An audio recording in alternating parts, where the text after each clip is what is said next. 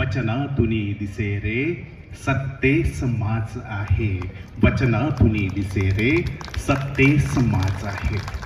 जर आम्ही जागृत राहिलो नाही तर हा सत्तेचा माज असाच चालू राहील. म्हणून खोड रबर म्हणून मी बोलवतोय सन्मान्य महाराष्ट्राचे सुप्रसिद्ध वक्ते आदरणीय प्राध्यापक प्रवीण देशमुख यांना.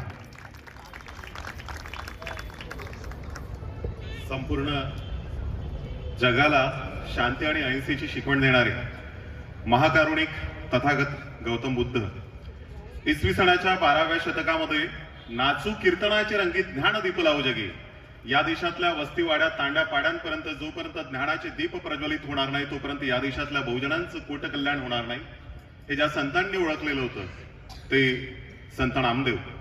मध्ययुगीन भारतामध्ये धर्म बहिष्कृत आणि जात बहिष्कृत झाल्यानंतर सुद्धा अखिल विश्वाच्या कल्याणाचं पसायदान वयाच्या 16व्या वर्षी ज्या संतांनी मागितलं, जे खेळांची व्यंकटी सांडू तया सत्कर्मी रती वाढू, म्हणून संपूर्ण विश्वाचं वैश्विक बंधुत्व, वैश्विक कल्याण आणि वैश्विक कुटुंबत्व या संकल्पना ज्या माणसांनी संस्कृतमधनं खऱ्या अर्थाने प्राकृत आणि मराठीमध्ये आणल्या ते संत ज्ञानेश्वर. वेदांचा तो अर्थ आमाशीच ठावा एऱ्या गबाळ आणि वामा भार माथा, तुका जरी सहज बोलतो वाणी त्याचे घरी वेदांत वाहते पाणी. वेदांमधले भेद बाहेर काढून विद्रोहाचा ध्वज या महाराष्ट्राच्या भूमीमध्ये ज्यांनी फडकविला ते छत्रपती शिवाजी महाराजांचे खऱ्या अर्थाने आध्यात्मिक गुरु जगद्गुरु संतश्रेष्ठ तुकाराम महाराज. याच परंपरेतल्या तमाम वारकरी संप्रदायातल्या तमाम संतांच्या चिरंत स्मृतींना वंदन करतो. स्वराज्य संकल्पक शहाजीराजे भोसले, स्वराज्य संकल्पिका राजमाता, राष्ट्रमाता, विश्वमाता, आद्य स्वातंत्र्य देवता मासाहेब जिजाऊ हे स्वराज्याचं देखणं स्वप्न ज्यांनी लिहिलं, पेललं, प्रत्यक्ष साकार केलं ते कुळवारी भूषण बहुजन प्रतिपालक छत्रपती शिवाजी महाराज. या स्वराज्याचे धाकले धणी. युद्ध परकीयांच्या विरोधात केवळ ढाल तलवारींच्या बळावरती जिंकता येणार नाही किंवा माणसं कापून जिंकता येणार नाही, तर त्या काळातलं सर्वश्रेष्ठ ज्ञान हे आपल्याकडे असलं पाहिजे. आणि म्हणून 4 ग्रंथ आणि 32 उपग्रंथांची निर्मिती 16व्या आणि 17व्या शतकामध्ये करणारे खऱ्या अर्थाने या देशातले साहित्य सम्राट, स्वराज्य रक्षकच आमच्या स्वराज्याचे धाकले धणी छत्रपती संभाजी महाराज, छत्रपती राजाराम, महाराणी ताराराणी, महाराणी येसुराणी आणि शिवकुळातल्या तमाम महामानवांच्या चिरंतर स्मृतींना तिरवार वंदन करतो. शिवजयंतीची सुरुवात ज्या महापुरुषांनी केली आणि 18व्या शतकाच्या पूर्वार्धामुळे मध्ये विद्येमुळे आणि अविद्येमुळे माणसाचं काय होऊ शकतं हे ज्या माणसाने, ज्या द्रष्टा पुरुषांनी पहिल्यांदा ओळखलेलं होतं. रायगडावरती जाऊन छत्रपती शिवाजी महाराजांच्या समाधीचा शोध ज्या माणसाने घेतला आणि शिवाजी महाराजांच्या गुरुत्वाच्या संदर्भातला वाद, गुरुपदाचा वाद, मासा पाणी खेळे गुरु कोण असे त्याचा, असा प्रश्न आपल्या अखंडामधनं ज्यांनी विचारला आणि विद्येविना मती गेली, मतीविना नीती गेली, नीतीविना गती गेली, गतीविना वित्त गेले, वित्ताविना शूद्र खचले, एवढे सगळे अनर्थ केवळ आणि केवळ एका अविद्येमुळे केले हे ज्या माणसाने सांगितलं ते क्रांतीसूर्य महात्मा ज्योतिबा फुले. सुंदर सृष्टी सुंदर मानव सुंदर जीवन सारे, सद्भावाच्या पर्जन्याने बहरून टाकू वारे. या चराचर सृष्टीमध्ये सद्भावाचं पर्जन्य निर्माण झालं पाहिजे, समता प्रस्थापित झाली पाहिजे. आणि म्हणून ज्योतिबांच्या खांद्याला खांदा लावून लढणारी क्रांतिमाई सावित्रीबाई फुले. 1902 मध्ये या भारतामध्ये सर्वात पहिल्यांदा ज्या माणसाने आरक्षणाची मुहूर्तमेढ रोवली ते करवीर संस्थांचे अधिपती राजा अधिक ऋषी. हे दोन्ही माणसं ज्यांच्यामध्ये आम्हाला पाहायला मिळतात ते राजश्री छत्रपती शाहू महाराज. या भारतीय राज्यघटनेचे शिल्पकार, संघर्ष शिरोमणी, क्रांतीसूर्य, Bharat Ratna, Bodhisattva, symbol of knowledge अशी अनेक विशेषणं ज्या माणसाकरता अपुरी पडतील ते डॉक्टर B.R. आंबेडकर, अण्णाभाऊ साठे. आणि या शृंखलेतला उदात्त मानवी मूल्य उराशी कवटाळून तुम्हा आम्हा सर्व बहुजनांकरता ज्या माणसांनी संपूर्ण आयुष्य खर्च घातली त्या तमाम महामानवांच्या चिरंतर स्मृतींना त्रिवार वंदन करतो. आजच्या आपल्या कार्यक्रमाचं सन्माननीय प्रज्ञामंच, शिवमंच, या शिवमंचाचे सन्माननीय अध्यक्ष, यवतमाळ जिल्हा मराठा सेवा संघाचे सन्माननीय अध्यक्ष, आमचे मार्गदर्शक आदरणीय दिगंबररावजी जगताप साहेब. अत्यंत सुंदर असं भाषण आपण ज्यांचं ऐकलं ते आमचे वडील बंधू, प्रचंड मितभाषी असणारा माणूस.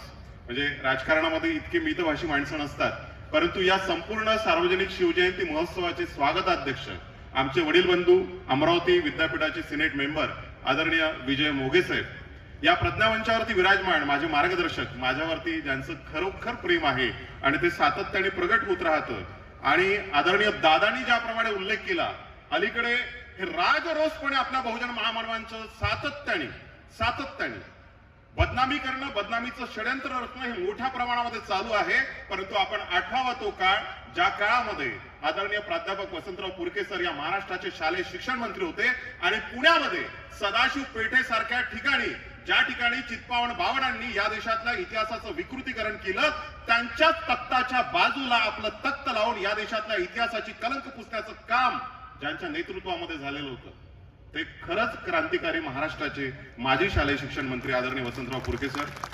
या प्रज्ञामंचावरती विराजमान यवतमाळ जिल्हा माध्यमिक विभागाच्या शिक्षणाधिकारी आमच्या वडील भगिनी आदरणीय डॉक्टर जयश्री राऊत मॅडम, आदरणीय बापू पाटील वानखेडे, आदरणीय आमचे वडील बंधू संजूभाऊ, आदरणीय संजूभाऊ ठाकरे, त्यांचा उल्लेख आपण केल्याचा जिल्हा सचिव केला, परंतु ते आता महाराष्ट्र राज्याचे राजीव गांधी पंचायत राज योजनेचे प्रांताध्यक्ष आहेत आदरणीय संजूभाऊ ठाकरे, आदरणीय डॉक्टर भोंगाणेजी, ज्यांच्या मार्गदर्शनामध्ये मी या प्रवाहामध्ये आलो.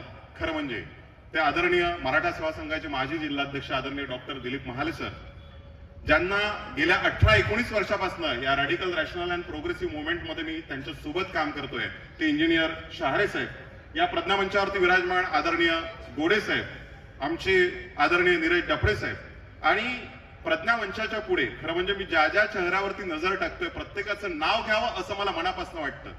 कारण 2009 मध्ये या शिवजयंती उत्सव समितीमध्ये मी एक समितीचा घटक म्हणून, संयोजक म्हणून, आयोजक म्हणून या उत्सव समितीमध्ये आदरणीय डॉक्टर साहेबांसोबत एंट्री केलेली होती. आणि हा संपूर्णच्या संपूर्ण माझा गोतावळा आहे, माझा परिवार आहे, माझ्यावरती प्रेम करणारी ही सगळी मंडळी आहे. तुम्ही माझ्या पुढ्यात बसलेला आहात आज, आणि खूप वर्षानंतर मी पुन्हा एकदा शिवपर्वामध्ये आपल्या सर्वांच्या समोर उभा आहे.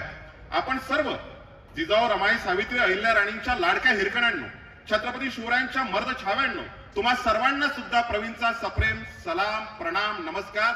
जय जिजाऊ, जय शिवराय. आपणा सर्वांची नावं घ्यावी वाटतात, म्हणजे अगदी डॉक्टर काळवेक साहेबांपासून तिकडे पप्पूदादा, नानाभाऊ, सगळी मंडळी बसलेली आहेत, आदरणीय छायाताई या ठिकाणी आहेत. ही सगळी मंडळी ज्यांची बोट पकडून मी या ठिकाणी आजपर्यंत वाटचाल करत आलेलो आहोत. आणि मी संयोजकांना म्हटलेलं होतं की मला नको, मला बोलायला या ठिकाणी तुम्ही लावू नका, खूप झालं यवतमाळमध्ये बोलणं, पण आपल्या शिवजयंती उत्सव समितीचे सन्माननीय अध्यक्ष सुनील दादा यांचं प्रचंड प्रेम आहे आपल्यावरती, खूप प्रेम आहे. आणि प्रवीण, तुला बोलावं लागतं. मागल्या वर्षी म्हटलं, तू नाकारलं. यावर्षी तू 1 तारीख कुठेही न जाता आमच्यासाठी राखून ठेव. आणि म्हणून ही शिवजयंती आणि हे शिवपर्व आयोजित करण्याकरता जे हात गेल्या महिना 1.5 महिन्यापासून सातत्याने राबतायत, दिवस रात्र एक करतायत, आमचे डॉक्टर म्हणजे सुनील कडू असतील, प्रवीण दादा असतील, ज्ञानेश्वर गायकवाड असतील, अंकुश भाऊ, आणि ही सगळी मंडळी, आपल्या सर्वांना सुद्धा खरंच मनापासून धन्यवाद देतो. आणि मूळ विषयाकडे वळतोय. अत्यंत गंभीर असा विषय आहे आणि मी माझ्या विचारांवरती खंबीर आहे. विषय गंभीर आहे आणि मी मांडण्याकरता खंबीर आहे. फक्त हे विषय मी पुढे नेत असताना मी आवर्जून विनंती करेल, कारण मला जे दिसतंय डोळ्यासमोर, आपण वेगवेगळ्या पक्षामध्ये कार्यरत असणारी सगळी मंडळी आहात. इथे शिवसेनेचे कार्यकर्ते आहेत, बीजेपीचे कार्यकर्ते आहेत, राष्ट्रवादी, त्यानंतर काँग्रेस, त्यानंतर म्हणजे वंचित बहुजन आघाडीमध्ये सुद्धा काम करणारे, कारण मी सर्वांना ओळखतोय. आणि आपल्या राजकीय अभिनिवेश बऱ्याचदा आपल्या आड येतात की हा वक्ता असं बोलायला नको होता, यांनी या गोष्टीच्या मधामध्ये शिरायला नको होतं. पण मी आवर्जून आपल्या सर्वांना विनंती करेल की आपल्या खांद्यावरती, आपल्या उरावरती आपण ज्या राजकीय पक्षाच्या झुला घेतलेल्या आहेत, या महामानवांच्या आणि प्रबोधन पर्वामध्ये बसत असताना आणि या महामानवांचे विचार समजून घेत असताना आपण आपल्या खांद्यावरच्या झुला काही काळाकरता बाजूला ठेवल्या पाहिजे, हे आव्हान मी आपल्या सर्वांना करेन. कारण राजकीय अभिनिवेश प्रचंड आमच्या रक्तामध्ये, जनुकांमध्ये शिरलेला आहे. आणि मग आमच्या महामानवांचा अपमान होत असताना सुद्धा आम्ही बोलायला धजावत नाही, पुढे येत नाही, आणि मग प्रश्न उपस्थित होतात. आपण बोललात म्हणजे कैलास दादांनी फार सुंदर प्रबोधनकार ठाकरेंचं एक वाक्य सांगितलं. प्रबोधनकार ठाकरे म्हणतात की जो म्हणजे डॉक्टर बाबासाहेब आंबेडकरांनी सुद्धा म्हटलं की इतिहासाचा आंधळा अभिमान, प्रबोधनकार ठाकरेंचं वाक्य सुनील दादा सांगत होते की इतिहासाचा आंधळा अभिमान माणसाला निराशेच्या गर्तेमध्ये नेतो आणि इतिहासाचं डोळस ज्ञान माणसाला प्रगतीच्या दिशेने नेत असतं. आणि म्हणून इतिहासाचं वास्तववादी आणि डोळस असं ज्ञान आपल्या सर्वांना असणं गरजेचं आहे. बाबासाहेब आंबेडकर काही पलीकडे जाऊन म्हणतायत, जो कौम अपनी इतिहास को भूल जाती वो कौम अपना इतिहास और वर्तमान नहीं बना सकती. जो समाज स्वतःचा इतिहास विसरतो तो समाज स्वतःचा इतिहास कधीच घडवू शकत नाही. आणि म्हणून history is a continuous dialogue between past and present. इतिहास हा भूतकाळ आणि वर्तमान काळ यांच्यामध्ये सातत्याने चालणारा संवाद आहे. हा संवाद थांबला की विसंवादाला सुरुवात होते, अधोगतीला सुरुवात होते, अधपतनाला सुरुवात होते, माणसांमध्ये वैरत्व निर्माण होतं, दंगली पेटतात. इतिहासाचं विकृतीकरण झालं. तर 1992 मध्ये या देशामध्ये छत्रपती शिवाजी महाराजांच्या तैलचित्राचा वापर करून संपूर्ण भारतभरामध्ये दंगली पेटवल्या गेल्या. इतिहासाचं विकृतीकरण. कारण आजवर आम्हाला इतिहास फक्त अफजल खानाचा कोथळा काढणारे शिवाजी महाराज, शाहिस्ते खानाची बोट छापणारे शिवाजी महाराज, सुरतेवरती 2-2 स्वारा करणारे छत्रपती शिवाजी महाराज, आग्र्याच्या मिठाईच्या पेटारत्न सुटका करून घेणारे छत्रपती शिवाजी महाराज, हा एवढाच रंजकता इतिहास आपल्या सर्वांच्या पुढ्यामध्ये ठेवण्यात आलेला आहे. बांधवांनो, आज आपण सजग असणं, जागरूक असणं प्रचंड गरजेचं आहे. प्रचंड गरजेचं आहे. हे वर्तमानातच नाही, सदैव दृष्टी पण आपल्याकडे असणं गरजेचं या करता आहे. कारण आपण हजारो वर्ष मागे जर गेलो तर या देशामध्ये तथागत गौतम बुद्ध चार्वाकांपासून बळीपासून म्हणजे समन्यायी बळीराजाला सुद्धा ज्यांनी पूर्ण पृथ्वीमध्ये समता प्रस्थापित व्हावी, एक तिळाचा दाणा सर्वांनी वाटून खावा अशा प्रकारचा संकल्प सोडलेल्या बळीराजाला सुद्धा बटुक वामनाने या पृथ्वीवरती अवतार घेतला म्हणे आणि त्याला सुद्धा पाताळात गाडलं. हे पाताळ यंत्री लोक सातत्याने तुम्हा सर्वांकरता जी माणसं झटतायत, संघर्ष करतायत, त्यांना पाताळात घालण्याकरता सातत्याने प्रयत्न करतायत. हा आत्ताच नाहीये. म्हणजे संत नामदेवांना त्रास झाला, जगद्गुरु तुकाराम महाराजांचा तर या लोकांनी खून करून टाकला. तुकाराम महाराजांचं चारित्र्यवर्णन करण्याचा प्रयत्न केला, तुकाराम महाराजांची गाथा बुडवण्याचा प्रयत्न केला. ज्ञानेश्वर माऊलींना सुद्धा हाल करून मारलं या लोकांनी. अशा अनेक संत, चोखामेळासारख्या संताला सुद्धा त्या विठ्ठलाच्या बडव्यांनी त्या पंढरपुरामध्ये म्हणजे पायरीवरती आत्महत्या करण्याकरता बाधित केलं. हे इतके मोठे षड्यंत्र आज नाही, गेल्या कित्येक वर्षापासून चालू आहे. आपण बहुजन समाजातली माणसं जर जागृत राहिलं ना तर काय होऊ शकतं, तर त्याचे मूर्तिमंत उदाहरण आज सकाळपासून टेलिव्हिजन जर आपण बघितलं असेल. मी काल व्याख्यानाकरता शेगावला होतो आणि यवतमाळवरनं शेगावला जात असताना प्रत्येक गावामध्ये मला झासाराम उर्फ आसारामचे तैलचित्र लावलेले दिसले, मोठमोठ्याले बॅनर. यवतमाळमध्ये सुद्धा तुम्ही जर बघितलं असेल तर यवतमाळातल्या प्रत्येक चौकामध्ये आसाराम बापूंचे बॅनर लावलेले आहेत. बघितलं का तुम्ही? म्हणजे पोस्टल ग्राउंडच्या समोर जा, तुम्ही तहसील ऑफिसच्या समोर जा, तिथे 2 हाताचा जो पुतळा आहे तिथे सुद्धा मोठं, आता घरापासून येताना मोठं मातृपितृ दिन 14 फेब्रुवारीला आसाराम बापूंच्या स्मरणार्थ, आसाराम बापूंच्या आदेशानुसार 14 फेब्रुवारी हा दिवस भारतामध्ये मातृपितृ दिन म्हणून साजरा करावा. प्रश्न पडतो की आमच्या जनुकांमध्ये खरंच छत्रपती शिवाजी महाराजांचा वारसा आहे का?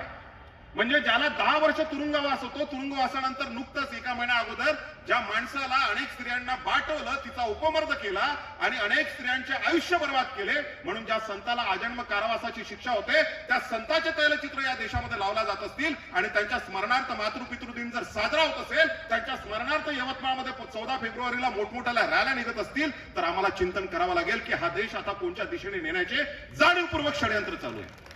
हे संत नाहीयेत. तुम्ही मध्य प्रदेशमध्ये आज बघा, तो कोणचा बाबा आहे? वीरेंद्र मिश्रा. आमची भगिनी बसलेली आहे वैशालताई, दुपारी मला त्यांनी मेसेज टाकला, भाऊ काय चालू आहे या देशात? प्रदीप मिश्रा ताईंनी मेसेज टाकला, आदरणीय सर आपल्याला सांगतोय की इतका धादांड खोटा इतिहास, गाडगे महाराजांचं पुस्तक आपण आपल्या हातामध्ये घेतलेलं होतं, आपल्या पाठीमागे विचार वारसा कोणचा आहे?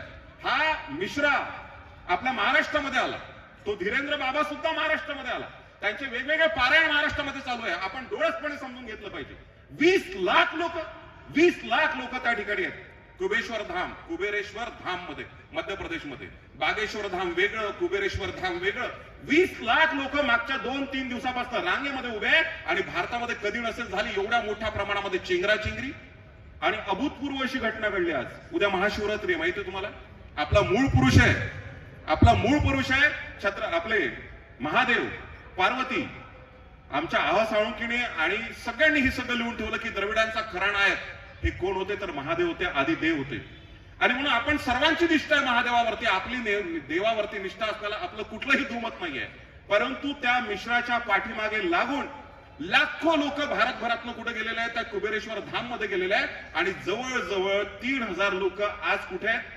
3000 लोक आज वेगवेगळ्या रुग्णालयामध्ये दाखल झालेले आहेत, चेंगराचेंगरीमध्ये मृत्युमुखी पडतायत. आमच्या अंबेजोगाईची एक महिला आज मृत्युमुखी पडली.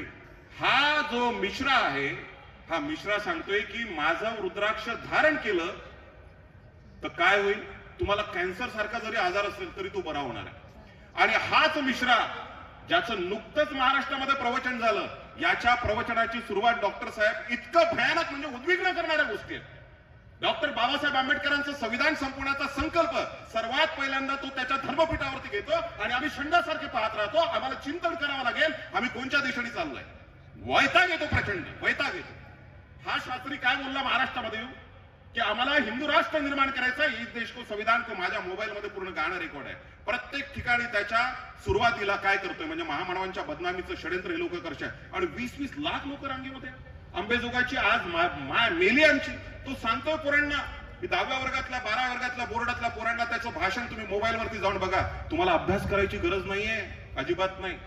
बेलपत्र घ्या, बेलपत्रातलं मोठं जे पान असेल त्या पानाला सहज लावा आणि शिवलिंगाला चिपकून द्या आणि डोळे बंद करून पेपरला जा. ही संत आहेत साले? ही संत नाहीयेत. समाजात वळवळ करणारे कुर्मी जंत आहेत, जंत. या जंतांपासून आपण सावध झालं पाहिजे. अध्यात्माचा बाजार मांडून स्वप्रतिमांचा आणि स्वपुस्तकांचा जाहीर लिलाव करणारे धार्मिक दलाल आहेत हे दलाल.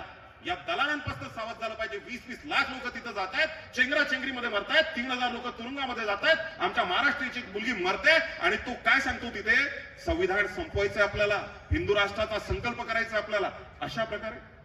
आणि आमच्या भाबड्या जनतेला सुद्धा हिंदू हिंदू हिंदू, आम्ही पण हिंदू आहोत. छत्रपती शिवाजी महाराजांनी सुद्धा हिंदवी स्वराज्याची स्थापना केलेली होती. पण हिंदवी आणि हिंदू या शब्दाचा अर्थ तरी आमच्या लोकांना कळतोय का? सनातन या शब्दाचा अर्थ तरी कळतोय का? महात्मा गांधी सुद्धा म्हणायचे स्वतःला की मी खरा सनातनी हिंदू आहे. पण हिंदू म्हणजे काय तर ज्याची 100% आपल्या हिंदुत्वावरती निष्ठा आहे आणि पॅरलली जो ख्रिश्चन धर्माला सुद्धा मानतो, जो मुस्लिम धर्माला सुद्धा मानतो, तो जीसस क्राइस्टला मानतो, प्रोफेट मोहम्मदला सुद्धा मानतोय, त्याला खऱ्या अर्थाने म्हणजे सर्व धर्म सहिष्णुता ही या धर्माचं मूळ प्रिन्सिपल आहे. हे प्रिन्सिपल ज्याला कळलं त्याला हिंदुत्व कळलं. परंतु हे सगळं नाकारून हा मिश्रा संविधान संपवण्याची गोष्ट करतोय. आणि याच मिश्राने त्याच्यानंतर तो बागेश्वर धामचा बाबा, हा बाबा महाराष्ट्रामध्ये आला होता. नागपूरला त्याचं मोठं प्रवचन झालं आणि या महाराष्ट्राचे उपमुख्यमंत्री मोठमोठाले नेते त्याच्या पायावरती लीन व्हायला गेले. आम्ही तुकाराम महाराजांचा वारसा सांगणारे माणसं आहोत. आम्ही गाडगे महाराजांचा वंदनीय राष्ट्रसंत तुकडोजी महाराजांचा वारसा सांगणारे माणसं आहोत. या वंदनीय राष्ट्रसंत तुकडोजी महाराजांनी 1942च्या चलेजावच्या आंदोलनामध्ये फक्त जनतेला टाळ फुटायला सांगितलं नाही. काय सांगतायत? झाड झडूले शस्त्र बनेंगे, भक्त बनेंगे सेना, पत्थर सारे बॉम्ब बनेंगे, नाव लगेगी किनारी म्हणत क्रांतीचं रणशिंक फुंकणारे खऱ्या अर्थाने ही वैरागी मूर्ती माणसं होती. कर्मयोगी गाडगे महाराज, ज्या गाडगे महाराजांनी आयुष्यभर, संपूर्ण आयुष्यभर तुमच्या आमच्या डोक्यातली अज्ञानाची घाण साफ करण्याचं काम केलं, पंचक्रोशीतली घाण साफ करण्याचं काम केलं. आणि ज्या माणसाने सांगितलेलं होतं, आपल्याला दशसूत्री दिलेली होती. हे एवढे दळबद्री लोक आहेत, एवढे दळबद्री लोक आहेत की शिंदे साहेबांनी शपथ घेतली आणि शपथ घेतल्याबरोबर पहिल्याच दिवशी 12 मार्च 2020 ला एक नेता या महाराष्ट्रामध्ये बसलेला होता. त्यांनी सांगितलं की गाडगे महाराजांच्या दशसूत्रीनुसार महाराष्ट्र पुढे गेला पाहिजे आणि सरकार पलटलं. बरं, पलटलं ते सुद्धा म्हणजे एवढं घाणेरडं बोलतात की एकनाथ शिंदे गुवाहाटीला गेले. एकनाथ शिंदेला गुवाहाटीला गेल्यानंतर लोढा नावाचे एक नेते आहेत महाराष्ट्रामध्ये आणि त्यांनी तुलना कोणासोबत करावी डॉक्टर साहेब? ही तुलना काय करतायत? हा लोढा काय म्हणतोय मुंबईमध्ये बसून की एकनाथ शिंदे उद्धव ठाकरेंच्या गोटातनं बाहेर पडलेत आणि गुवाहाटीला गेले, जणू छत्रपती शिवाजी महाराज आग्र्याच्या मिठाईच्या पिटाऱ्यातून निसटून औरंगजेबाच्या तावडीतनं बाहेर आलेले. तुम्ही एकनाथ शिंदेच्या बरोबरी छत्रपती शिवाजी महाराजांसोबत कशी करताय? शिवरायांच्या बरोबरीनं बसण्याची ताकद आजपासनं 300 वर्षा अगोदर कोणाची नव्हती आणि इथून येणाऱ्या पुढच्या 1 लाख वर्षापर्यंत कोणाची असणार नाही. असे तो हिमाचलपर्यंत छत्रपती शिवाजी महाराज आदर्श होते. आम्ही म्हणतोय की जोपर्यंत सूर्य चंद्र या पृथ्वीवरती आहे, या चराचर सृष्टीमध्ये आहे, तोपर्यंत छत्रपती शिवाजी महाराज आमच्या काळजातलं स्फुल्लिंग चेतत राहतील. तर त्याही पलीकडे जाऊन म्हणेल, एक वेळ या पृथ्वी तलावावरचं आणि संपूर्ण या युनिव्हर्स मधलं सूर्य जाईल, चंद्र जाईल, पण छत्रपती शिवाजी महाराजांचं नाव हे अजरामर राहणार आहे. का राहणार आहे? मी छत्रपती शिवाजी महाराजांचा रंजक इतिहास सांगायला आलेलो नाहीये, पण शिवाजी महाराजांचं स्त्रियाविषयक धोरण मी अनेकदा बोललोय. एक सुंदर मी काल वाचत असताना दृष्टांत माझ्या नजरेस पडला. म्हणजे कल्याणच्या सुभेदाराची सून आहे किंवा आपल्या माहूरची रायबागान देशमुख आहे किंवा सावित्रीबाई देसाई आहे बेलवाडीची, हे सगळे दृष्टांत आपल्याला माहिती आहे. पण एक सुंदर दृष्टांत आदरणीय छायाताई तुम्हाला सांगतो, काल वाचण्यात आला. किती मायाळू असावा माझा राजा, किती संवेदनशील असावा, किती सहृदयी असावा. म्हणजे 350 वर्षानंतर सुद्धा इतक्या उत्साहात आपण या राजाची जयंती गावागावात वस्तीवाड्यामध्ये साजरी करतोय. पूर्ण भारतात आणि जगाच्या पाठीवर 180-190 देशामध्ये छत्रपती शिवाजी महाराजांची जयंती आज साजरी केली जाते. किती मायाळू असावा राजा. पराक्रम, शौर्य अनेक राजांकडे कमी अधिक प्रमाणामध्ये होते, पण एक वेगळी तत्व संवेदना या राजाच्या पाठीमागे आम्हाला पाहायला मिळते. ती तत्व संवेदना कशी आहे ते एक छोटं उदाहरण तुम्हाला सांगतोय की राजा दक्षिण दिग्विजयाला निघालेला आहे आणि राणी यल्लम्मा नावाची एक राणी आहे. ती बेलोडा नावाचं एक छोटंसं संस्थान होतं, छोटंसं. त्या संस्थानाच्या बाजूने जात असताना छत्रपती शिवाजी महाराज त्या संस्थानात गेले, ते संस्थान जिंकलं. ती राणी शरण आली राणी. तिचं एक छोटंसं बाळ आहे, बाळ. ते बाळ तिच्या काखेमध्ये होतं. शिवाजी महाराजांना त्या बाळाकडे पाहून फार म्हणजे आत्मीयता, प्रेम निर्माण झालं आणि त्या बाळाला छत्रपती शिवाजी महाराजांनी आपल्या कुशीमध्ये घेतलं, मांडीवरती घेतलं आणि दूध भात भरवला. त्या राणीला यादवगड नावाचा किल्ला आहे, त्या किल्ल्यावरती त्या राणी यल्लम्माने एक मोठी कमान बांधली आणि त्या कमानीवरती मधोमध छत्रपती शिवाजी महाराज दूध भात भरवत असलेलं जे शिल्प आहे ते शिल्प कोरून काढलेलं. ते शिल्प कोरलेलं आहे त्या पूर्ण कमानीवरती. म्हणजे दूध भात भरवणारा छत्रपती शिवाजी महाराजांच्या चेहऱ्यावरती असणारं स्मित हे दुसऱ्या तिसऱ्या कोणाचं स्मित नव्हतं. विठ्ठलाच्या चेहऱ्यावरती असणारं, तथागतांच्या चेहऱ्यावरती असणारं ते स्मित होतं. तो भात भरवणारा हात जो आहे ना, तिथे आम्हाला तथागत गौतम बुद्धांची करुणा आम्हाला पाहायला मिळते. आणि म्हणून इतका ममत्व असणारा, इतका मायाळू असणारा आमचा राजा होता. आणि म्हणून हजारो वर्षानंतर कोणी कुणाकरता हातावरती शिर घेऊन सहज मरायला तयार होत नसतो. कुणी कुणासाठी मरायला तयार होतं का? अजिबात नाही. औरंगजेब बादशाह तर वाटेल तेवढा पैसा द्यायला तयार आहे लोकांना, पण कुणी कुणाकरता मरायला तयार होत नाही. छत्रपती शिवाजी महाराजांकरता शिवा काशिदांपासून प्रतापराव गुजरांपर्यंत किती उदाहरणं सांगावीत आम्ही तुम्हाला. एक एक माणूस म्हणतोय लाख मेले तरी चालतील, पण लाखाचा पोशिंदा मात्र वाचला पाहिजे. आणि म्हणून स्वतःला मृत्यूच्या दाढेत ढकलणारे एकापेक्षा एक सरस मावळे छत्रपती शिवरायांच्या स्वराज्यात आम्हाला पाहायला मिळतात. आणि त्या मायाळू राजाची तुलना या महाराष्ट्राच्या सध्याच्या मुख्यमंत्र्यासोबत केली जाते. हा मुख्यमंत्री गादीवर बसल्याबरोबर मंत्रालयाच्या बरोबर बाहेर असलेली गाडगे महाराजांची दशसूत्री काढून टाकता. का बरं काढून टाकता? कारण ज्या बहुजन महामानवांनी तुम्हाला सर्वांच्या मुक्तीकरता अथक प्रयत्न केले, हे सगळेचे सगळे लोक यांची पोटं दुखतात. यांचा उदो व्हायला लागला की यांची पोटं दुखतात. ही माणसं मान्य नाहीयेत, कारण यांना ही व्यवस्थाच मान्य नाहीये. त्यांना पुन्हा मनुस्मृती लागू करायची आहे, त्यांना पुन्हा मनुची संहिता लागू करायची आहे. ही व्यवस्था त्यांना अमान्य असल्यामुळे गाडगे महाराजांनी खूप प्रहार ओढलेले आहेत. जत्रा में पत्रा बिठाया, तीरथ बनाया, पाणी पैसे किंवा दुलदाणी, संत कबीरांचे दोहे गायचे गाडगे महाराज. आणि गाडगे महाराज अगदी खराट्यासारखा प्रहार करायच्या प्रत्येकाच्या अंगावरती. त्या गाडगे महाराजांची दशसूत्री काय होती बरं? भुकेल्याला अन्न द्या, तहानलेल्याला पाणी द्या, ज्यांच्या लेखी उजवत नाही त्यांच्या लेखींचं लग्न लावून द्या, ज्या मुलाबाळांना शिक्षणाची सोय नाही त्यांना शिक्षणाची व्यवस्था करून द्या. ही इतकी सुंदर दशसूत्री होती. ज्यांच्या डोक्यावरती छप्पर नाही त्यांना घर बांधून द्या. ही एवढी सुंदर दशसूत्री होती. हे करंट सरकार आलं आणि पहिल्याच दिवशी त्यांनी दशसूत्री काढून टाकली. यांच्या पोटामध्ये किती खतखत असावी. हा धीरेंद्र शास्त्री महाराष्ट्रामध्ये आला, आपला नागपूरमध्ये आला. अनेक लोक त्याच्या पायावरती लीन झाले. मध्य प्रदेशमध्ये आजही जर तुम्ही गेला, त्याच्याही दरबारामध्ये रुद्राक्ष मिळवण्याकरता 1000 लोकांची गर्भे. त्या मिश्राच्या दरबार म्हणजे कुबेरेश्वर धाम आणि धीरेश्वर धाम हे दोन वेगवेगळे धाम आहेत. वेगवेगळे धाम आहेत. दोन्ही धामामध्ये लाखो लोकांची गर्दी आहे तो रुद्राक्ष मिळवण्याकरता. हा धीरेंद्र शास्त्री नागपूरमध्ये येऊन काय म्हणतो? जगद्गुरु तुकाराम महाराजांच्या संदर्भामध्ये महामानवांच्या बदनामीचं षडयंत्र. अरे जगद्गुरु तुकाराम महाराजांसारखा माणूस, तुकारामांचे गाडे अभ्यासक आहे आदरणीय पुरकेसर. तुकाराम महाराजांसारखा संत, खऱ्या अर्थाने द्रष्टा संत. का बरं या द्रष्टा संतांच्या संदर्भामध्ये एवढ्या वाचाळ कल्पना केल्या जातात? तो बोलला नागपूरमध्ये येऊन, काय बोलला की जगद्गुरु तुकाराम महाराजांना त्यांची बायको खूप जोडपायची आणि म्हणून तुकाराम महाराज विरक्त झाले, अनासक्त होऊन संसाराचा त्याग केला आणि नंतर मग परमार्थाकडे वळले. बायकोनं मारलं नसतं तर तुकाराम महाराज परमार्थाकडे वळले नसते. हा अपमान केवळ तुकाराम महाराजांचा नव्हता, समतेची आणि ममतेची प्रतिष्ठापना करणाऱ्या तमाम वारकरी संप्रदायातल्या तमाम लोकांचा अपमान होता. तुकाराम महाराजांचा आणि तुकाराम महाराजांच्या पत्नीचा सुद्धा अपमान होता. एवढा मोठा अपमान आमच्या महाराष्ट्रामध्ये येऊन हा धीरेंद्र शास्त्री करतो कसा? का करावा याने अपमान? कारण तुकाराम महाराजांनी वेदातले भेद बाहेर काढले. गावणी भेद प्रमाण मानू आम्ही वेद, वेदांचा तो अर्थ आमाशीच ठावा, येऱ्या गबळणी वावा भारमाता. तुका जरी सहज बोलतो वाणी, त्याचे घरी वेदांत भरते पाणी. कोण म्हणतंय? तुकाराम महाराज. याच तुकाराम महाराजांनी गुडती जन न देखवे डोळा म्हणून एकळवळा, येत असे न देखवे डोळा ऐसा आकांत परपिढे चित्त दुःख. आणि खऱ्या देवत्वाची संकल्पना तुकोबांनी सांगितली. तुकाराम महाराज म्हणतायत कुठल्या मठा मंदिरांमध्ये जाण्याची गरज नाहीये तुम्हाला.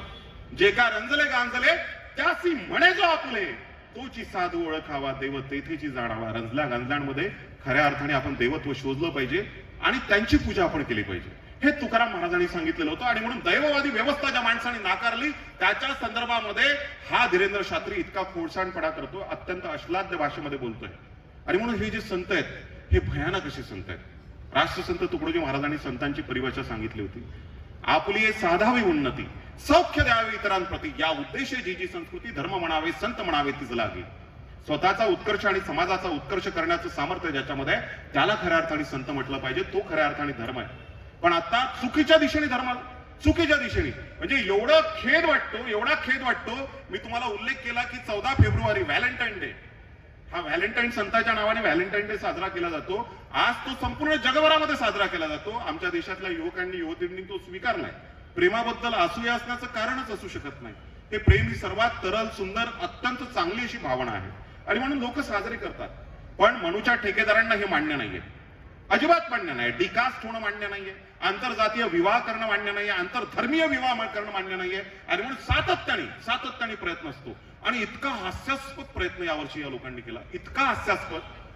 माहितीये तुम्हाला, म्हणजे तुम्ही वृत्तपत्र जर वाचले असतील 12 फेब्रुवारी, 13 फेब्रुवारी, 14 फेब्रुवारी, की आता व्हॅलेंटाईन डे भारतात साजरा करायचा नाही. आता कोणचा डे? काऊ हग डे, गायीला मिठी मारा दिवस साजरा. आणि हे कोणी काढलं? अधिकृत पत्र, पशु महामंडळ दिल्लीवरनं पत्र निघालं की काऊ हग डे साजरा करा, गायीला मिठी मारा. आणि लगेच मग बैलांचं काय करायचं? त्यांनी नाराज नाही व्हायचं का? म्हणजे या देशामध्ये गायीला धक्का लागला तर देश पेटवला जातो, गायीला धक्का लागला तर देश पेटवला जातो. बाईच्या किती उपमर्द करावं, किती उपमर्द करा. म्हणजे या देशातला मेंबर ऑफ पार्लमेंट, तो त्या कुस्तीगीर संघटनेचा अध्यक्ष, आमची फोगाट, जिचा चित्रपट सुद्धा आपण बघितलेला आहे, तिचा उपमर्द करतो. लैंगिक छळाचे आरोप लागला जातात, पण त्याच्या संदर्भात कुठल्याही प्रकारचा प्रोटेस्ट होत नाही, लोक रस्त्यावरती येत नाही. आणि गायीला मात्र मिठी मारा म्हणून तुम्ही आम्हाला सांगताय, काऊ हक डे साजरा करा म्हणून सांगताय. म्हणजे या देशाच्या स्वातंत्र्याचा अमृत महोत्सव साजरा करत असताना कुठल्या प्रकारचे मेसेज तुम्ही देताय? आपल्याला माहित असेल, आज आता लेटेस्ट जर बातमी तुम्ही पाहून आला असेल घरून, तर हरियाणामध्ये मॉब लिंचिंग काल पुन्हा झालं. काल 2 जणांना पुन्हा मारून टाकण्यात आलं. त्या 2 जणांची नावं आहेत जुनेद आणि नासिर. काय करत होते जुनेद नासिर? म्हणजे गौरक्षक म्हणून घेणाऱ्या लोकांनी जुनेद आणि नासिरला मारून टाकलेलं आहे. काऊ हक डे तुम्ही साजरा करताय, गायीला धक्का लागला तर तुम्ही दंगली करतायत, गायीला धक्का लागला तुम्ही भारत पेटवतायत, गायीला धक्का लागला तर तुम्ही अखलाक पासून तर जुनेद नासिर पर्यंत या लोकांचे खून करताय, मारून टाकतायत, त्यांचे कंकाल सापडले फक्त गाडीमध्ये. आणि बाईला धक्का लावला तर, बाईचा उपमर्द झाला तर, बाईचा उपमर्द झाला तर आम्ही काही करणार नाही, सन्मान त्यांना आम्ही मुक्त करू. गुजरातमध्ये झालं, बिल्किस बानोला मोकळं करून टाकलं. 15 ऑगस्ट 2022ला काय केलं या लोकांनी? 2023ला म्हणजे स्वातंत्र्याचा अमृत महोत्सव साजरा करतोय आणि ते बलात्कार करणारे 12-13 जे लोक होते, अत्यंत भयानक घटना आहे. मी त्या भयानक घटनेच्या खोलात जाणार नाही. त्या बिल्किस बानोवरती म्हणजे पोटात 3 महिन्याचा गर्भ आहे, 5 महिन्याची मुलगी आहे, ती मुलगी बाजूला बसलेली आहे आणि गर्भवती महिलेवरती 12-12, 13-13 जण पाशवी बलात्कार करताय. बलात्कार केल्यानंतर 13 जणांना आजन्म कारावासाची शिक्षा सुनावली जाते. पण इथून 17, 18, 19, 20 वर्षानंतर उपरती होते गुजरातच्या सरकारला, गुजरातच्या लोकांना, की ते सगळेच्या सगळे म्हणजे जसंच्या तसं स्टेटमेंट आहे, माझं काहीच नाही याच्यात. ती ब्राह्मण आहे, ते सुसंस्कृत आहे, त्यांचं वर्तन तुरुंगातलं फार चांगलं आहे आणि म्हणून स्वातंत्र्याच्या अमृत महोत्सवी वर्षानिमित्त यांना आपण मोकळं सोडलं पाहिजे आणि त्यांना 15 ऑगस्टला बाईचं बली केलं जातं. आमचा देश कुठल्या दिशेने चाललाय? याच महाराष्ट्रामध्ये रायगडावरती शपथ घेतल्या गेली, शिवछत्रपती का आशीर्वाद, चलो चल इनके साथ. अरे छत्रपती शिवाजी महाराजांच्या नावाचा जर आशीर्वाद तुम्हाला पाहिजे असेल तर शुभांना सर्वात पहिल्यांदा आऊसाहेबांनी काय सांगितलं? शुभा लक्षात ठेवा, तुम्हाला या देशातल्या स्त्रियांच्या अमृतचं संरक्षण सर्वात पहिल्यांदा करावं लागेल. कृष्णाच्या रामाच्या गोष्टी सांगितल्या, रामायण महाभारतातल्या गोष्टी सांगितल्या असं तुम्ही सांगता ना, मग रामायण महाभारतातलं काय सांगितलं?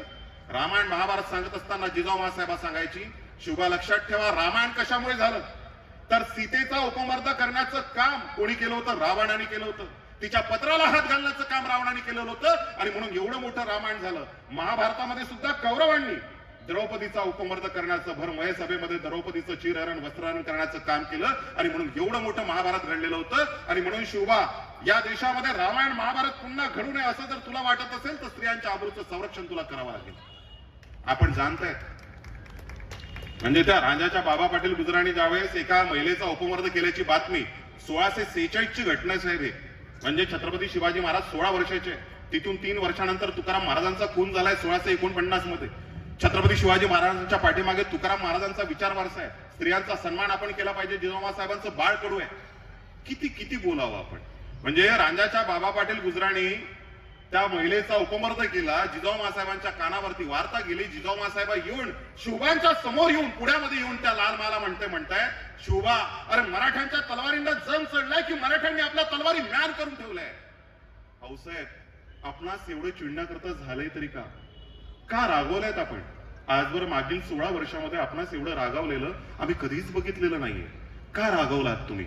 का रागवलात? अरे स्वतःला राजा म्हणून घेता, स्वराज्याचे खऱ्या अर्थाने अधिपती म्हणून घेता, पण तुमच्या स्वराज्यामध्ये जर एखाद्या स्त्रीच्या आबरूचं संरक्षण करण्याकरता जर तुमच्या तलवारी कामी पडत नसतील तर त्या तलवारी म्यान करून ठेवा आणि इथून पुढे स्वतःला राजा म्हणून घ्यायचं नाही.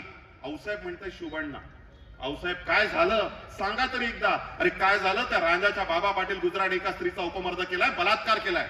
आणि त्यानंतर आऊसाहेब आज्ञा सोडा, आम्ही आत्ताच त्याला उचलून आणतो. रांजाच्या बाबा पाटील गुजराला उचलून आणलं जातं. त्याचे दोन्ही हात दोन्ही पाय कलम केल्या जाते, टकमक टोकून फेकून दिला जातं, त्याला देहदंडाची शिक्षा दिल्या जाते. आणि त्यानंतर आऊसाहेबांच्या मुखातनं निघालेले वाक्य आणि वर्तमान, आजचं वर्तमान फार फार भयावह आहे. म्हणजे आऊसाहेब काय म्हणतात, शिवबा लक्षात ठेवा, शिवबा लक्षात ठेवा, कुठल्याही जाती म्हणजे बिल्किस बानोच्या मारेकऱ्यांना का सोडलं गेलं? लक्षात घ्या, ती बिल्किस बानो होती म्हणून लक्षात घ्या.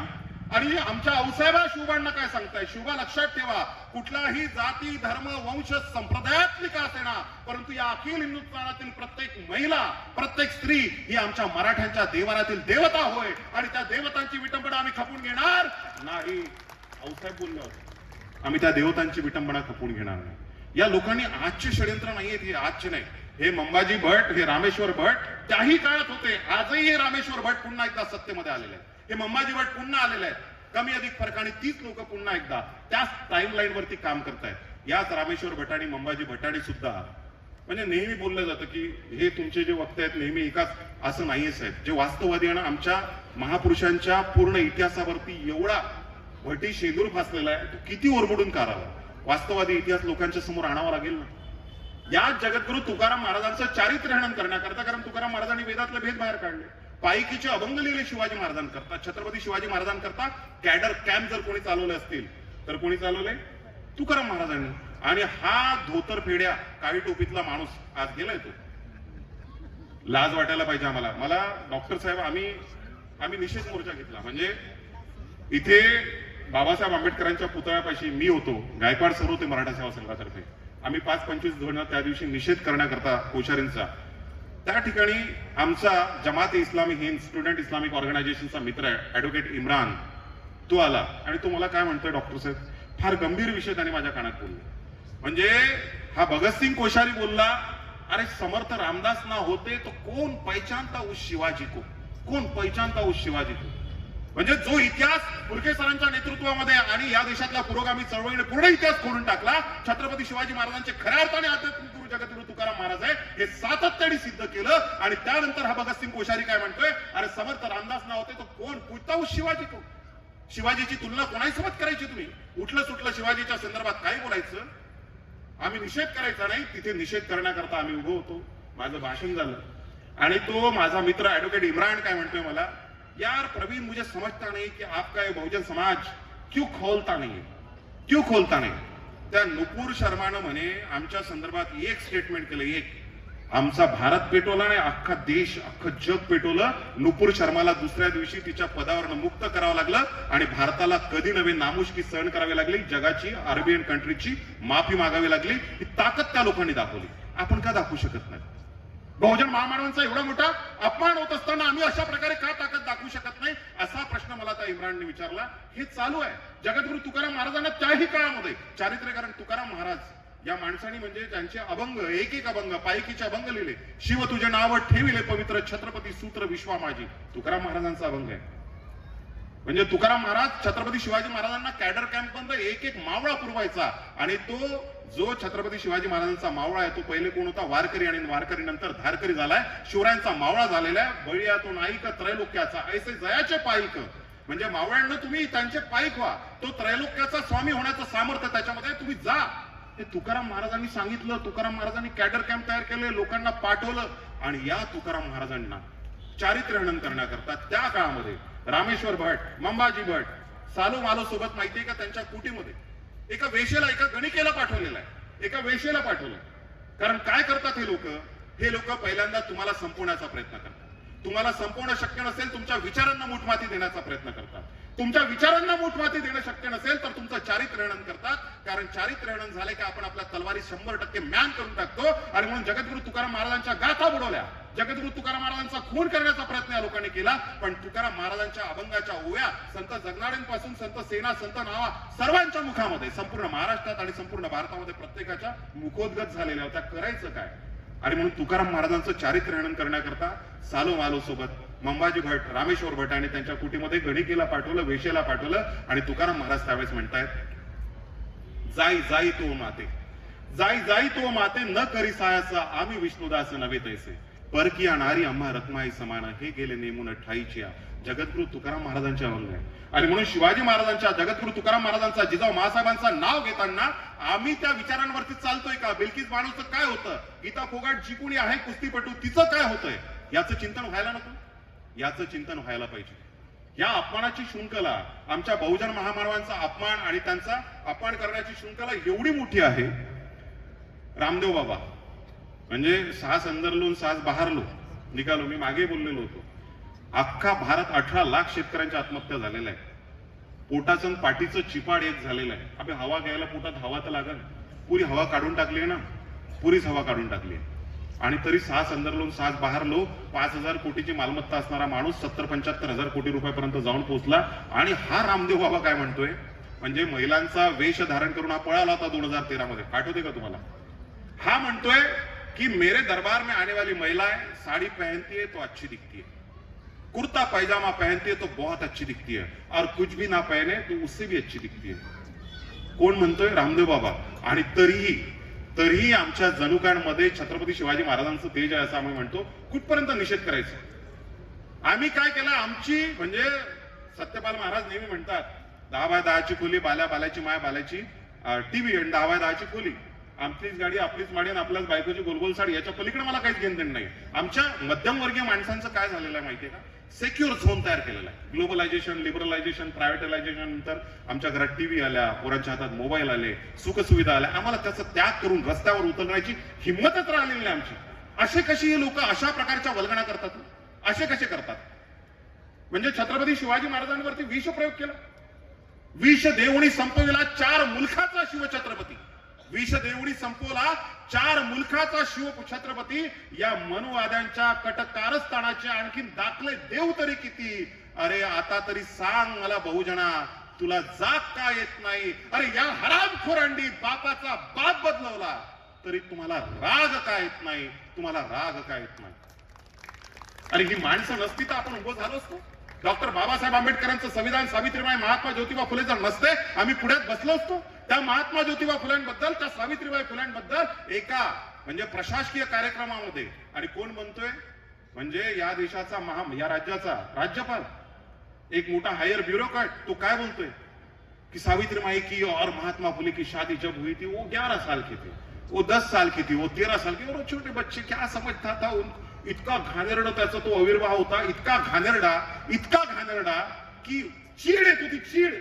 कुणाबद्दल बोलताय तुम्ही? अरे प्रचंड वैताग येतो, वैताग. सावित्रीबाई बद्दल, महात्मा ज्योतिबा फुल्यांबद्दल अरे बोलण्याची लायकी आहे का तुमची? छत्रपती शिवाजी महाराजांच्या संदर्भामध्ये महात्मा ज्योतिबा फुल्यांनी जे काम करून ठेवलं ते पुसण्याकरता तुम्ही टिळकांचं नाव घातलं, समर्थ रामदासांचं नाव घातलं. छत्रपती शिवाजी महाराजांच्या समाधीचा शोध घेताना त्या ग्राम रामोशांनी महात्मा ज्योतिबा फुल्यांना लाच मारलेली आपण जाणतोय. आपण म्हणजे रायगडावरती ज्यावेळेस महात्मा फुले समाधीचा शोध घ्यायला गेले, त्या ग्राम रामोशांनी म्हणजे महात्मा फुल्यांनी त्या समाधीवरती फुलं अर्पण केली. त्या रामोशांनी काय केलेलं होतं? तिथला जो ग्रामीण ब्राह्मण होता त्याने पायाने ती फुलं फेकून दिली. छत्रपती शिवाजी महाराजांनी शिवाजी महाराजांवरती पहिलं अखंड लिहिले, सर्वात मोठं चरित्र लिहिलं अखंडाच्या माध्यमातून. आणि कुळवारी भूषण, कुणब्यांचं म्हणजे शेती करणाऱ्या कष्टकऱ्यांचं खऱ्या अर्थाने भूषण म्हणजे छत्रपती शिवाजी महाराज. गो ब्राह्मण प्रतिपालक हा शिवाजी महाराज खरा नाहीये, कुळवारी भूषण बहुजन प्रतिपालक हा शिवाजी महाराज खरा आहे. हे ज्या महात्मा ज्योतिबा फुल्यांनी सांगितलं, ज्या महात्मा ज्योतिबा फुले आणि सावित्रीबाई फुलेंनी या देशातल्या स्त्रियांकरता खऱ्या अर्थाने ज्ञानाची पंचगंगा उघडी केली, त्या सावित्रीबाई आणि महात्मा ज्योतिबा फुल्यांबद्दल अत्यंत अश्लाघ्य भाषेमध्ये हा काळी टोपी घालून बसतो. त्यातल्या त्यात काळी टोपी एका संघटनेचं प्रतीक आहे. बसायचा अधिकार आहे का संविधानिक पदावरती तुम्हाला? आणि तिथे बसल्यानंतर तुम्ही सावित्रीबाई आणि महात्मा ज्योतिबा फुल्यांबद्दल काय बोलताय? बांधवांनो, मी तर म्हणेल की रोमियो ज्युलिएट आम्हाला माहिती आहे, ही रांजा आम्हाला माहिती आहे, लैला मजनू आम्हाला माहिती आहे, पण याही पेक्षा सुंदर जगाच्या पाठीवरती अगदी मूर्तिमंत प्रेम करणारी, समर्पित भावनेनं एकमेकांवरती प्रेम करणारी जगातली सर्वात रोमॅन्टिक कपल, सगळ्यातलं लवली कपल संपूर्ण जगातलं जर कोणचं असेल तर ते महात्मा ज्योतिबा फुले आणि सावित्रीबाई फुले. कुणाबद्दल बोलताय तुम्ही? तुम्हाला सांगतो, सावित्रीबाईंना मुलगा होत नव्हता आणि महात्मा ज्योतिबा फुल्यांचे वडील ज्योतिबांना म्हणताय, ज्योतिबा मला माझ्या याला वारस पाहिजे, माझ्या कुटुंबाला वारस पाहिजे आणि तुझी बायको काही मला वारस देऊ शकत नाही. सावित्रीला काही मुलबाळ होत नाही, तू एक काम कर, दुसरी बायको कर, स्वतःच्या बायकोला एक सवत घेऊन ये. कोण म्हणतंय? फार सुंदर आहे बरं. महात्मा ज्योतिबा फुल्यांचे वडील महात्मा ज्योतिबा फुल्यांना म्हणतायत की ही मुलगी, ही सावित्री माझ्या वंशाला दिवा देऊ शकत नाही, तू दुसरं लग्न कर, सवत घेऊन ये. जगाच्या पाठीवर कुणीच उत्तर दिलं नाही आजपर्यंत आणि हजारो वर्षाच्या इतिहासात. ते उत्तर आमच्या महात्मा ज्योतिबा फुल्यांनी आपल्या बापाला दिलेलं आहे. महात्मा ज्योतिबा फुले काय म्हणतायत? बाबा, तुमचं म्हणणं बरोबर आहे, तुम्हाला वंशाला दिवा पाहिजे ना, पण कोण म्हणतंय? कोण म्हणतंय की माझ्या बायकोमध्ये दोष आहे? दोष माझ्यात देखील असू शकतो. एक काम करा ना, एक काम करा ना, मला दुसरी सवत आणण्यापेक्षा माझ्या सावित्री करता दुसरा सवत्या घेऊन या. कुणाच्या बापाची ताकद आहे असं बोलायची? जगाच्या पाठीवर एकमेव माणूस आहे आणि म्हणून त्याला आम्ही क्रांती सूर्य म्हणतो. क्रांतीचा सूर्य येतो आणि त्या क्रांती सूर्याच्या संदर्भामध्ये जो म्हणतोय, कोण म्हणू शकतं असं? कोण म्हणू शकतं की माझ्या बायकोला दुसरा सवता घेऊन या? ऐकलंय तुम्ही? हे इतकं लवली कपल आहे, इतकं रोमॅन्टिक कपल आहे ही माणसं की एकमेकांकरता समर्पित भावनेनं आणि त्या समर्पणातनं मग समाज उद्धार, राष्ट्र उद्धार या भूमिकेतनं जगणारी माणसं. आणि त्याच्याबद्दल इतकं घाणेरडं बोललं गेलं, इतकं. परवा एक मंत्री महोदय ते बोललेत, काय बोलले माहितीये का? डॉक्टर बाबासाहेब आंबेडकर, महात्मा ज्योतिबा फुले आणि कर्मवीर भाऊराव पाटलांनी भीक मागून शाळा उभ्या केल्या. आदरणीय सर जर त्या ठिकाणी असते, काय केलं असतं सरांनी? कारण ह्या गोष्टी न पटणाऱ्या लोक आहेत. तर भीक मागून शाळा सुरू केल्या. तुम्हाला माहितीये कर्मवीर भाऊराव पाटलांचं नाव या लोकांनी घेतलं भीक मागून. क्राऊड फंडिंग होतं ते. आणि कोणाकरता?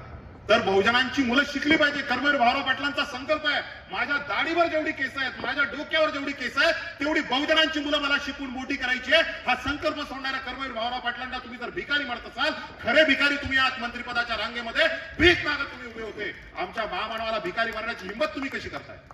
तुम्हाला माहितीये महात्मा ज्योतिबा फुले कोण होते? महात्मा ज्योतिबा फुले भिकारी नव्हते. He was a corporate person, मोठा कॅपिटलिस्ट आहे. महात्मा ज्योतिबा फुले गरीब वगैरे नव्हते बरं. तुम्ही मुंबईला जर शिवाजी टर्मिनलवर उतरला, ती संकल्पना महात्मा फुलेंची. तुम्ही पुण्याला जर गेला, ती जी मंडळी आहे मोठी बांधलेली, म्हणजे तिथली भाजी मंडळी, ही महात्मा ज्योतिबा फुलेंनी बांधलेली आहे. पुण्याच्या मुळा मोठ्या नदीवरचे पूल महात्मा ज्योतिबा फुलेंनी बांधलेले आहेत. किर्लोस्कर कंपनी जे आज आपल्या डोळ्यासमोर नावारूपाला आहे ना, त्या किर्लोस्कर कंपनीमध्ये सर्वात जास्त शेअर हे महात्मा ज्योतिबा फुलेंचे होते. म्हणजे महात्मा ज्योतिबा फुले एक मोठा उद्योजक होता आणि त्या महात्मा ज्योतिबा फुल्यांना तुम्ही भिकारी संबोधलं. कर्मवीर भाऊराव पाटलांना तुम्ही भिकारी संबोधलं. डॉक्टर बाबासाहेब आंबेडकरांना तुम्ही भिकारी संबोधलं. या महामानवांचा इतका मोठ्या प्रमाणामध्ये अपमान, वारंवार सातत्याने अपमान चालू आहे. आणि म्हणून हे थांबलं पाहिजे. याच्याकरता हा जागर होणं गरजेचं आहे. आपण चौताळून पेटून घराच्या बाहेर उंबरठे ओलांडून बाहेर निघालच पाहिजे. जेव्हा या महामानवांचा मोहम्मद यांच्या संदर्भामध्ये नुपूर शर्मा एक वाक्य बोलले, बांधवांनो, पूर्ण भारतातला आमचे मुस्लिम बांधव रस्त्यावरती आले, पूर्ण जगातले मुस्लिम बांधव रस्त्यावरती आले आणि आमच्या भाऊसाहेब पंजाबराव देशमुख, कर्मवीर भाऊराव पाटील, महात्मा ज्योतिबा फुले आणि डॉक्टर बाबासाहेब आंबेडकरांना भिकारी संबोधलं गेलं. आमचं रक्त खवळत का नाही? रक्त नासक तर झालेलं नाहीये ना. डॉक्टर बाबासाहेब आंबेडकर म्हणायचे की शिक्षण हे वाघिणीचं दूध आहे आणि तो प्राशन केलेला माणूस गुरगुरल्याशिवाय राहत नाही. या शिक्षणाने खऱ्या अर्थाने आम्हाला नपुसक करून टाकलेलं आहे. कारण ते दूध आता सडकं दूध, म्हणजे ते दूध सुद्धा रेशीम बागेतलं दूध आमच्या घरामध्ये पुडक्यातून यायला लागलं आणि त्याच्यामुळे आमचं रक्त नासत चाललेलं आहे. आमचं रक्तच खवळत नाही. म्हणजे एवढ्या मोठ्या प्रमाणामध्ये वल्गना सातत्याने चालू असताना सुद्धा आमचं रक्त खळत नाही. महात्मा फुल्यांचा, कर्मवीर भाऊराव पाटलांचा काय ताकदीची माणसं होती. म्हणजे कर्मवीर भाऊराव पाटील यांनी रयत शिक्षण संस्थेची स्थापना केली. छत्रपती शिवाजी महाराजांची प्रेरणा घेऊन शिवाजी महाराजांच्या नावाने रयत शिक्षण संस्था स्थापन केली. हे कर्मवीर भाऊराव पाटील ज्या ज्या ठिकाणी जायचे, एखाद्या तेरवीत, एखाद्या लग्नात गेले तर त्या ठिकाणी लोकांना लोकवर्गणी मागायचे. बहुजनांच्या मुलाकरता मला शाळा उघडायची आहे, त्याकरता लोकवर्गणी द्या. आणि एक मारवाडी काय म्हणतोय की मी तुला पूर्ण शाळेला लागणारी जेवढी काही संपत्ती पाहिजे तेवढी मी द्यायला तयार आहे, फक्त माझी एकच अट आहे. कर्मवीर भाऊराव पाटलांना एक मारवाडी म्हणतोय, माझी एकच अट आहे. कुठली अट आहे? तर ते म्हणतायत की तुमच्या संस्थानाला दिलेलं छत्रपती शिवाजी महाराजांचं नाव तेवढं बदलून टाका. काय उत्तर द्यावं कर्मवीर भाऊराव पाटलांनी? कर्मवीर भाऊराव पाटील म्हणतात, अरे प्रसंग पडलाच तर सख्या बापाचं नाव बदलेल, पण माझ्या संस्थानाला दिलेलं छत्रपती शिवाजी महाराजांचं नाव बदलणार नाही. ही निष्ठा होती, ही माझ्या राजाप्रती निष्ठा होती. म्हणजे राजाच्या संदर्भात एक अवाक्षर सुद्धा सहन न करणारी माणसं. भाऊसाहेब पंजाबराव देशमुखांनी 1931 मध्ये 1931 मध्ये ब्रिटिश काउन्सिलवरती निवडून गेले. काय माणसं होती होई. म्हणजे गळ्यातलं शेवटचं, विमलताईंच्या गळ्यातलं शेवटचं मंगळसूत्र या माणसाने विकून टाकलेलं. कशा करता विकून टाकलं? बहुजनांची पोरं शिकली पाहिजे, 18 पगड जातीतली मुलं शिकली पाहिजे, श्रद्धानंद बोर्डिंग मधले पोरं उपाशी राहू नये म्हणून आपल्या बायकोच्या गळ्यातलं मंगळसूत्र विकणारा हा द्रष्टा माणूस होता. या लोकांना तुम्ही भिकारी संबोधताय? अरे हे तर मालगुजार होते, जमीनदार होते. पूर्ण जमीन शामराव बापूची विकून टाकली भाऊसाहेबांनी. काय शिल्लक राहिलं? एवढी मोठी शिवाजी शिक्षण संस्था उभी केली. त्या गाडगे महाराजांची दशसूत्री मी तुम्हाला सांगत होतो. काय संबंध होते या लोकांचे? श्रद्धानंद बोर्डिंगची स्थापना भाऊसाहेब पंजाबरावांनी केली. भाऊसाहेब पंजाबरावांनी 1931 मध्ये, आपल्याला माहिती असेल नसेल म्हणून सांगतोय, उद्या तो विषय आहे, कदाचित उद्या प्रेमदादा बोलतीलच या विषयावरती. 1931 मध्ये देवस्थान संपत्ती अधिग्रहण बिल आणलेलं होतं. आजही स्वातंत्र्याच्या 75 वर्षानंतर या देशात कुणाच्या बापाची ताकद नाही. कोणी मायका लाल मेंबर ऑफ पार्लमेंट हे बोलूच शकत नाही. कारण बोलवला की त्याच्या दुसऱ्याच दिवशी त्याला संपवणार, कुठल्याही पक्षातला असू द्या, कुठल्याही पक्षातला. एवढे आम्ही धर्मबोळे झालेलो आहोत. पण भाऊसाहेब पंजाबराव देशमुखांनी 1931 मध्ये, 1931 मध्ये ब्रिटिश काउन्सिल मध्ये निवडून गेलेल्या अमरावतीमधनं, आणि निवडून गेल्याबरोबर पहिलं विधेयक मांडलं की या देशातल्या बहुजनांच्या शिक्षणाची सुविधा करण्याकरता या मठा मंदिरांमधल्या, गुरुद्वारा चर्च मधल्या तमाम पैशाला बाहेर काढा आणि त्या बहुजनांकरता खर्च करा. ही सांगणारे भाऊसाहेब पंजाबराव देशमुख होते. आज कोणी बोलू शकतं? आणि त्या भाऊसाहेबांना तुम्ही पंजाबरावांना काय म्हणतात? भिकारी. गाडगे महाराज, भाऊसाहेब पंजाबराव, कर्मवीर भाऊराव पाटील, डॉक्टर बाबासाहेब आंबेडकर आणि वंदनीय राष्ट्रसंत तुकडोजी महाराज हे समकालीन लोक आहेत. आणि काय ताकदीचे संबंध होते तुम्हाला सांगतो. डॉक्टर बाबासाहेब आंबेडकरांनी अस्पृश्यता निवारणाची मोठी चळवळ महाराष्ट्रात, भारतामध्ये उभी केली, सगळ्यात मोठी. आणि चोखा मेळा हे अस्पृश्य आहेत. तुकारामांचा अपमान केला, वारकरी संप्रदायाचा अपमान केला म्हणून मी सांगतो. गाडगे महाराज उभ्या आयुष्यभर, यांची दशसूत्री गाडगे महाराजांची काढून टाकली यांनी म्हणून सांगतोय.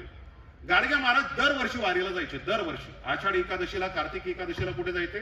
भीमा इंद्रायणी नदीवरती जायचे, त्या ठिकाणी वारीला जायचे, विठ्ठलाच्या दर्शनाला जायचे, नदीचे काठ साफ करायचे, घाण साफ करायचे, आणि रात्री एखाद्या झाडाच्या पारावर उभे राहायचे, दोन्ही हातात दगड घ्यायचे आणि गोपाला गोपाला देवकीनंदन गोपाला. आणि डायलॉग होता, मोनोलॉग नव्हता, मन की बात नव्हती, जन जन की बात होती गाडगे महाराजांची.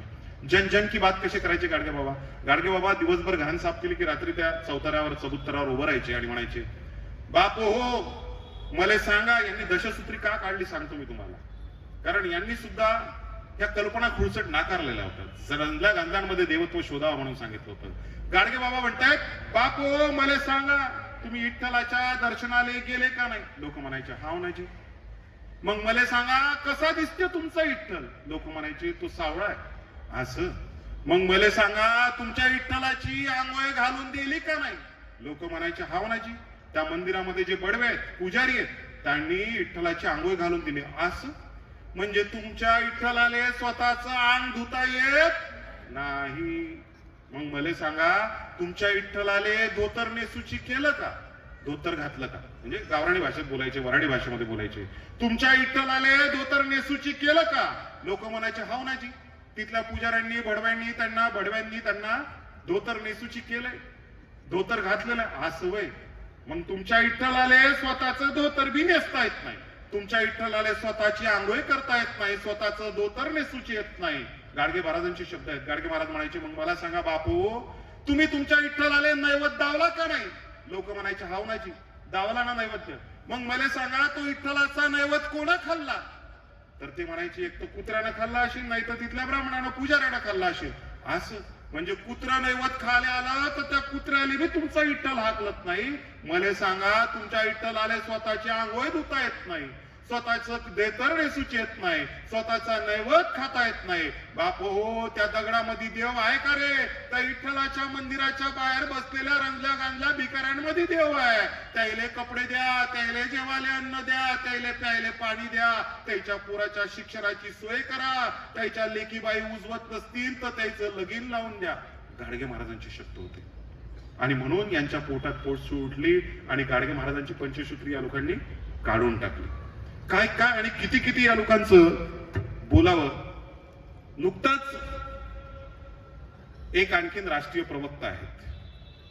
मी पहिलेच सांगितलं की आपण राजकीय अभिनिवेश बाजूला ठेवावा आणि नंतर या महामानवांना समजून घ्यावं. आमचे कोश्यारी साहेब बोलले की मुंबईमध्ये गुजराती राजस्थानी नसते तर ही मुंबई काही शाबूत राहिली नसती आणि आर्थिक राजधानी झाली नसतील. 106 हुतात्म्यांनी आपल्या प्राणांचं बलिदान दिलं, तेव्हा कुठे ही मुंबई उभी झालेली आहे. आणि हाच कोश्यारी त्याच्या दुसऱ्याच दिवशी मुंबई विद्यापीठामध्ये जातो आणि मुंबई विद्यापीठामध्ये जाऊन काय म्हणतोय, मुंबई विद्यापीठामध्ये एका हॉस्टेलची पायाभरणी आहे आणि हॉस्टेलला राजश्री शाहू महाराजांचं नाव द्यायचं त्यांनी ठरवलेलं होतं. आणि हा भाषणात म्हणतोय, राजश्री शाहू महाराज का नाम देने के बजाय आप विनायक दामोदर सावरकर का नाम इसको क्यों नहीं देते. आणि याच विनायक दामोदर सावरकरांचं नाव भारत जोडो यात्रेमध्ये कुठे निघालं, वाशिम मध्ये निघालेलं होतं है ना. मी राजकीय अभिनिवेश बाजूला सारून सांगतोय, या सावरकरांचं नाव माफीवीर म्हणून त्या ठिकाणी काढलं गेलं आणि लगेच दिल्लीमध्ये एक प्रेस झाली आणि त्या प्रेसमध्ये एका आत्ता सत्तेमध्ये असलेल्या पक्षाचे राष्ट्रीय प्रवक्ते काय बोललेत माहितीये तुम्हाला. शिवाजी महाराजांनी औरंगजेब बादशाहला 5-5 पत्र लिहिलेली होती, त्यात काय वावगं 7 माफीनामे याला जस्टिफाय करण्याकरता तुम्ही 7 माफीनामे दिले. तुमचा फॅन्टॅसिझम ऑफ पॅट्रिओटिझम आहे, तुमचा रोमॅन्टिसिझम ऑफ पॅट्रिओटिझम आहे. देशभक्ती तुमच्या अंगामध्ये रोमॅन्टिसिझम म्हणून आली आणि ती मावळली सुद्धा. आता तर निरंजन टाकले फार ताकदीनं बोलतायत. 1906 साली विनायक दामोदर सावरकरांना पहिले ब्रिटनमध्ये जी कैद झालेली होती ते एका स्त्रीचा उपमर्दक केला म्हणून पहिले तुरुंगात टाकलं होतं. मग भारतात काळ्या पाण्याची शिक्षा झाली. काळ्या पाण्यातून ते बाहेर कसे आले, किती माफीनामे दिले, हे सगळं बोलल्या गेलं. आणि त्यानंतर ते बोलल्या गेलं राजकारणाच्या ठिकाणी तुमचं चालू द्यावं, पण आमच्या महापुरुषांना मदत का आणता. म्हणजे विनायक दामोदर सावरकरांना जस्टिफाय करण्याकरता तुम्ही बोलताय की औरंगजेब बादशाहला छत्रपती शिवाजी महाराजांनी सुधांशू त्रिवेदी दिल्लीमध्ये बसून म्हणतोय की औरंगजेब बादशाहला शिवाजी महाराजांनी 5-5 माफीनामे लिहिले. कुठले माफीनामे लिहिले, एक तरी माफीनामा पुढे यावा आणि दाखवावा आम्हाला त्यांनी की कुठला माफीनामा लिहिला. एकही माफीनामा लिहिला नाही, एकच पत्र लिहिलंय. जिजिया कर लावलेला आहे औरंगजेब बादशाहने आणि जिजिया कर लावला त्यावेळेस छत्रपती शिवाजी महाराज औरंगजेब बादशाहला पत्र लिहितात, औरंगजेब बादशाह आपण आपणास वडिला समान आहात, आपण आम्हास वडिला समान आहात, वडिलांच्या बरोबरीच्या आहात. म्हणजे औरंगजेब बादशाहला प्रचंड दुराभिमान होता. कशाचा दुराभिमान की कुरान के बारे में सबसे ज्यादा जानकारी रखने वाला अगर कोई है तो मैं हूं और मेरा गुरु है. म्हणजे कुराणाच्या संदर्भामध्ये दोघाच जणांना ज्ञान आहे असं औरंगजेब बादशाहची मगरुरी होती. छत्रपती शिवाजी महाराजांनी औरंगजेब बादशाहला पत्र लिहिलंय, पहिलं पत्र आणि शेवटचं पत्र लिहिलंय, जिजिया कर लादला. औरंगजेब बादशाहचं फरमान आहे. हा जिजिया कर फक्त कुणा करता होता, हिंदूंकरता होता. मुसलमानांना जिजिया कर मधनं सूट देण्यात आलेली होती. औरंगजेब कुरकर्मा होता, डिक्टेटर होता, त्याचं प्रशासन ऑटोक्रेसीने चालत होतं. आम्ही त्याचा 100% कंडेम करतो, निषेध करतो. पण औरंगजेब बादशाहला हे पत्र लिहिलं आणि त्या पत्रामध्ये छत्रपती शिवाजी महाराज म्हणतायत, आपण आम्हास वडिला समान आहात. मला सांगा, कुरान की किस आयत में ऐसा लिखा है कि अल्लाह ताला सिर्फ और सिर्फ मुसलमानों का है. औरंगजेब बादशाह चाट पडला. कुरानच्या कुठल्याच आयतमध्ये तो अल्लाह, ईश्वर, परवर, पीर, दिगार, त्याला जे काही नाव असतील तो विशिष्ट जातीचा, विशिष्ट संप्रदायाचा, विशिष्ट धर्माचा असतो का? तो सर्वांचा आहे. आणि शिवाजी महाराजांनी ज्यावेळेस स्मरण करून दिलं की कुरान की कौन से आयत में ऐसा लिखा है कि अल्लाह ताला सिर्फ और सिर्फ मुसलमानों का है, क्या वो हिंदुओं का नहीं है, क्या यहुदियों का, क्या पारसियों का नहीं है. शिवाजी महाराजांनी हे प्रश्न विचारले आणि त्या पत्रात हे प्रश्न विचारल्यानंतर औरंगजेब बादशाह काय म्हणला, औरंगजेब बादशाह म्हणला, अब इस पूरी कायनात में कुरान के बारे में जानकारी रखने वाले 3 लोग हैं. एक मेरे गुरु, दूसरा मैं और तीसरे छत्रपती शिवाजी महाराज. आणि जिजिया कर रद्द केलं. हा औरंगजेब बादशाह बांधवांनो म्हणजे हा नालायक होताच, पण शिवाजी महाराज म्हणजे तो नेहमी म्हणायचा की हमारे को दुश्मन भी मिला तो कैसा मिला, शिवा जैसा मिला. आणि तुम्ही त्या छत्रपती शिवाजी महाराजांना म्हणतायत की तुम्ही माफीनामे सादर केले, लाजा कशा वाटत नाही हो तुम्हाला, कशा वाटत नाही. त्या छत्रपती शिवाजी महाराजांच्या नावाने स्वराज्याचा संकल्प केला, म्हणजे या महाराष्ट्रामध्ये येऊन तुम्ही राज्य स्थापन करण्याचा संकल्प केला. हे औरंगजेब बादशाह फार सुंदर, म्हणजे त्यांचं स्वागत आहे औरंगजेब बादशाहचं, ते मी तुम्हाला सांगतो. हा औरंगजेब बादशाह आपल्या दरबारामध्ये बसलाय. औरंगजेब बादशाहची सर्वात मोठी मनीषा होती, म्हणजे त्या काबूल कंधार पासून पश्चिम बंगाल पासून संपूर्ण विश्व, पूर्ण मुलक, म्हणजे अलेक्झांडर नंतर सर्वात मोठा कुरकर्मा, सर्वात मोठा सम्राट, सर्वात मोठा हा माणूस ज्याच्याकडे मोठ्या प्रमाणात हत्तीदळ आहे, घोडदौड आहे, मोठ्या प्रमाणात पायदळ आहे, जगातला सर्वात बलशाली असा हा राजा आहे, हा नेता आहे. आणि याच्या आयुष्यातली खंत आहे दख्खन का चुवा म्हणायचे ते छत्रपती शिवाजी महाराजाला. हा दक्षिण जिंकू देत नाही, दख्खनच्या पठारावरती पाय ठेवू देत नाही हा छत्रपती शिवाजी महाराज. किसी भी सूरत में मुझे छत्रपती शिवाजी महाराज जिंदा या मुर्दा चाहिए, या दख्खन का चुवा मुझे जिंदा और मुर्दा चाहिए. कोण म्हणतंय? औरंगजेब बादशाह. आयुष्य गेलं, आयुष्य. तारा राणीने त्या औरंगजेब बादशाहची कबर याच मातीमध्ये खोदली. आम्ही तारा राणी वाचल्या पाहिजे, आम्ही येसू राणी वाचल्या पाहिजे. मी तुम्हाला सांगतो, तारा राणींचा इतिहास जर वाचला ना, म्हणजे शिवाजी महाराजांनी आपल्या सुनांना सुद्धा शिकवलं, सुनांना सुद्धा शिकवलं ना. आता हे काय सांगतायत माहित ना, की स्त्रियांनी आता 2 नाही 3-3, 4-4, 5-5, 10-10 पोरं पैदा केले पाहिजे. मशीन आहे का? हे सांगतायत. हिंदू खतरे में है, 2050 तक ऐसे दिन आएंगे कि राम मंदिर भी सुरक्षित. कालचं म्हणजे प्रवीण तोगडियाचं भाषण आहे. ये राम मंदिर तो बना दिया इन लोगों ने, लेकिन ये राम मंदिर अगर इस देश में हा जर कायदा झाला नाही, कुठला किती पोरं पैदा करावे, हे जर कायदा झाला नाही तर राम मंदिर काही सुरक्षित राहणार नाही. म्हणजे इतकं भयानक बोललं जात आहे, इतकं भयानक बोललं जात आहे. आणि स्त्रियांना सांगताय काय, की लेकरं पैदा करा, 2-2, 4-4, 5-5. आणि स्त्रिया म्हणजे काय फक्त मशीन आहेत का लेकरं पैदा करायच्या? तर हे प्रश्न उपस्थित होतात. या औरंगजेब बादशाहचं स्वागत काय? औरंगजेब बादशाह काय म्हणतोय? औरंगजेब बादशाह दरबारामध्ये बसलाय, त्याचे सगळे सरदार बसलेले आहे आणि त्याचा पोरगा शहजादा, तो बदमाश आहे, तो आला औरंगजेब बादशाह समोर आणि म्हणतोय, अबूजान अबूजान जहांपना, मेरी एक बहुत बड़ी दिले ख्वाहिश है, मेरी ख्वाहिश ये है कि आप हिंदुस्तान के बड़े सल्तनत के बड़े बादशाह बन चुके, मुझे पूरे कायनात का बादशाह बनना है, क्या करना चाहिए? औरंगजेब बादशाह काय म्हणतो?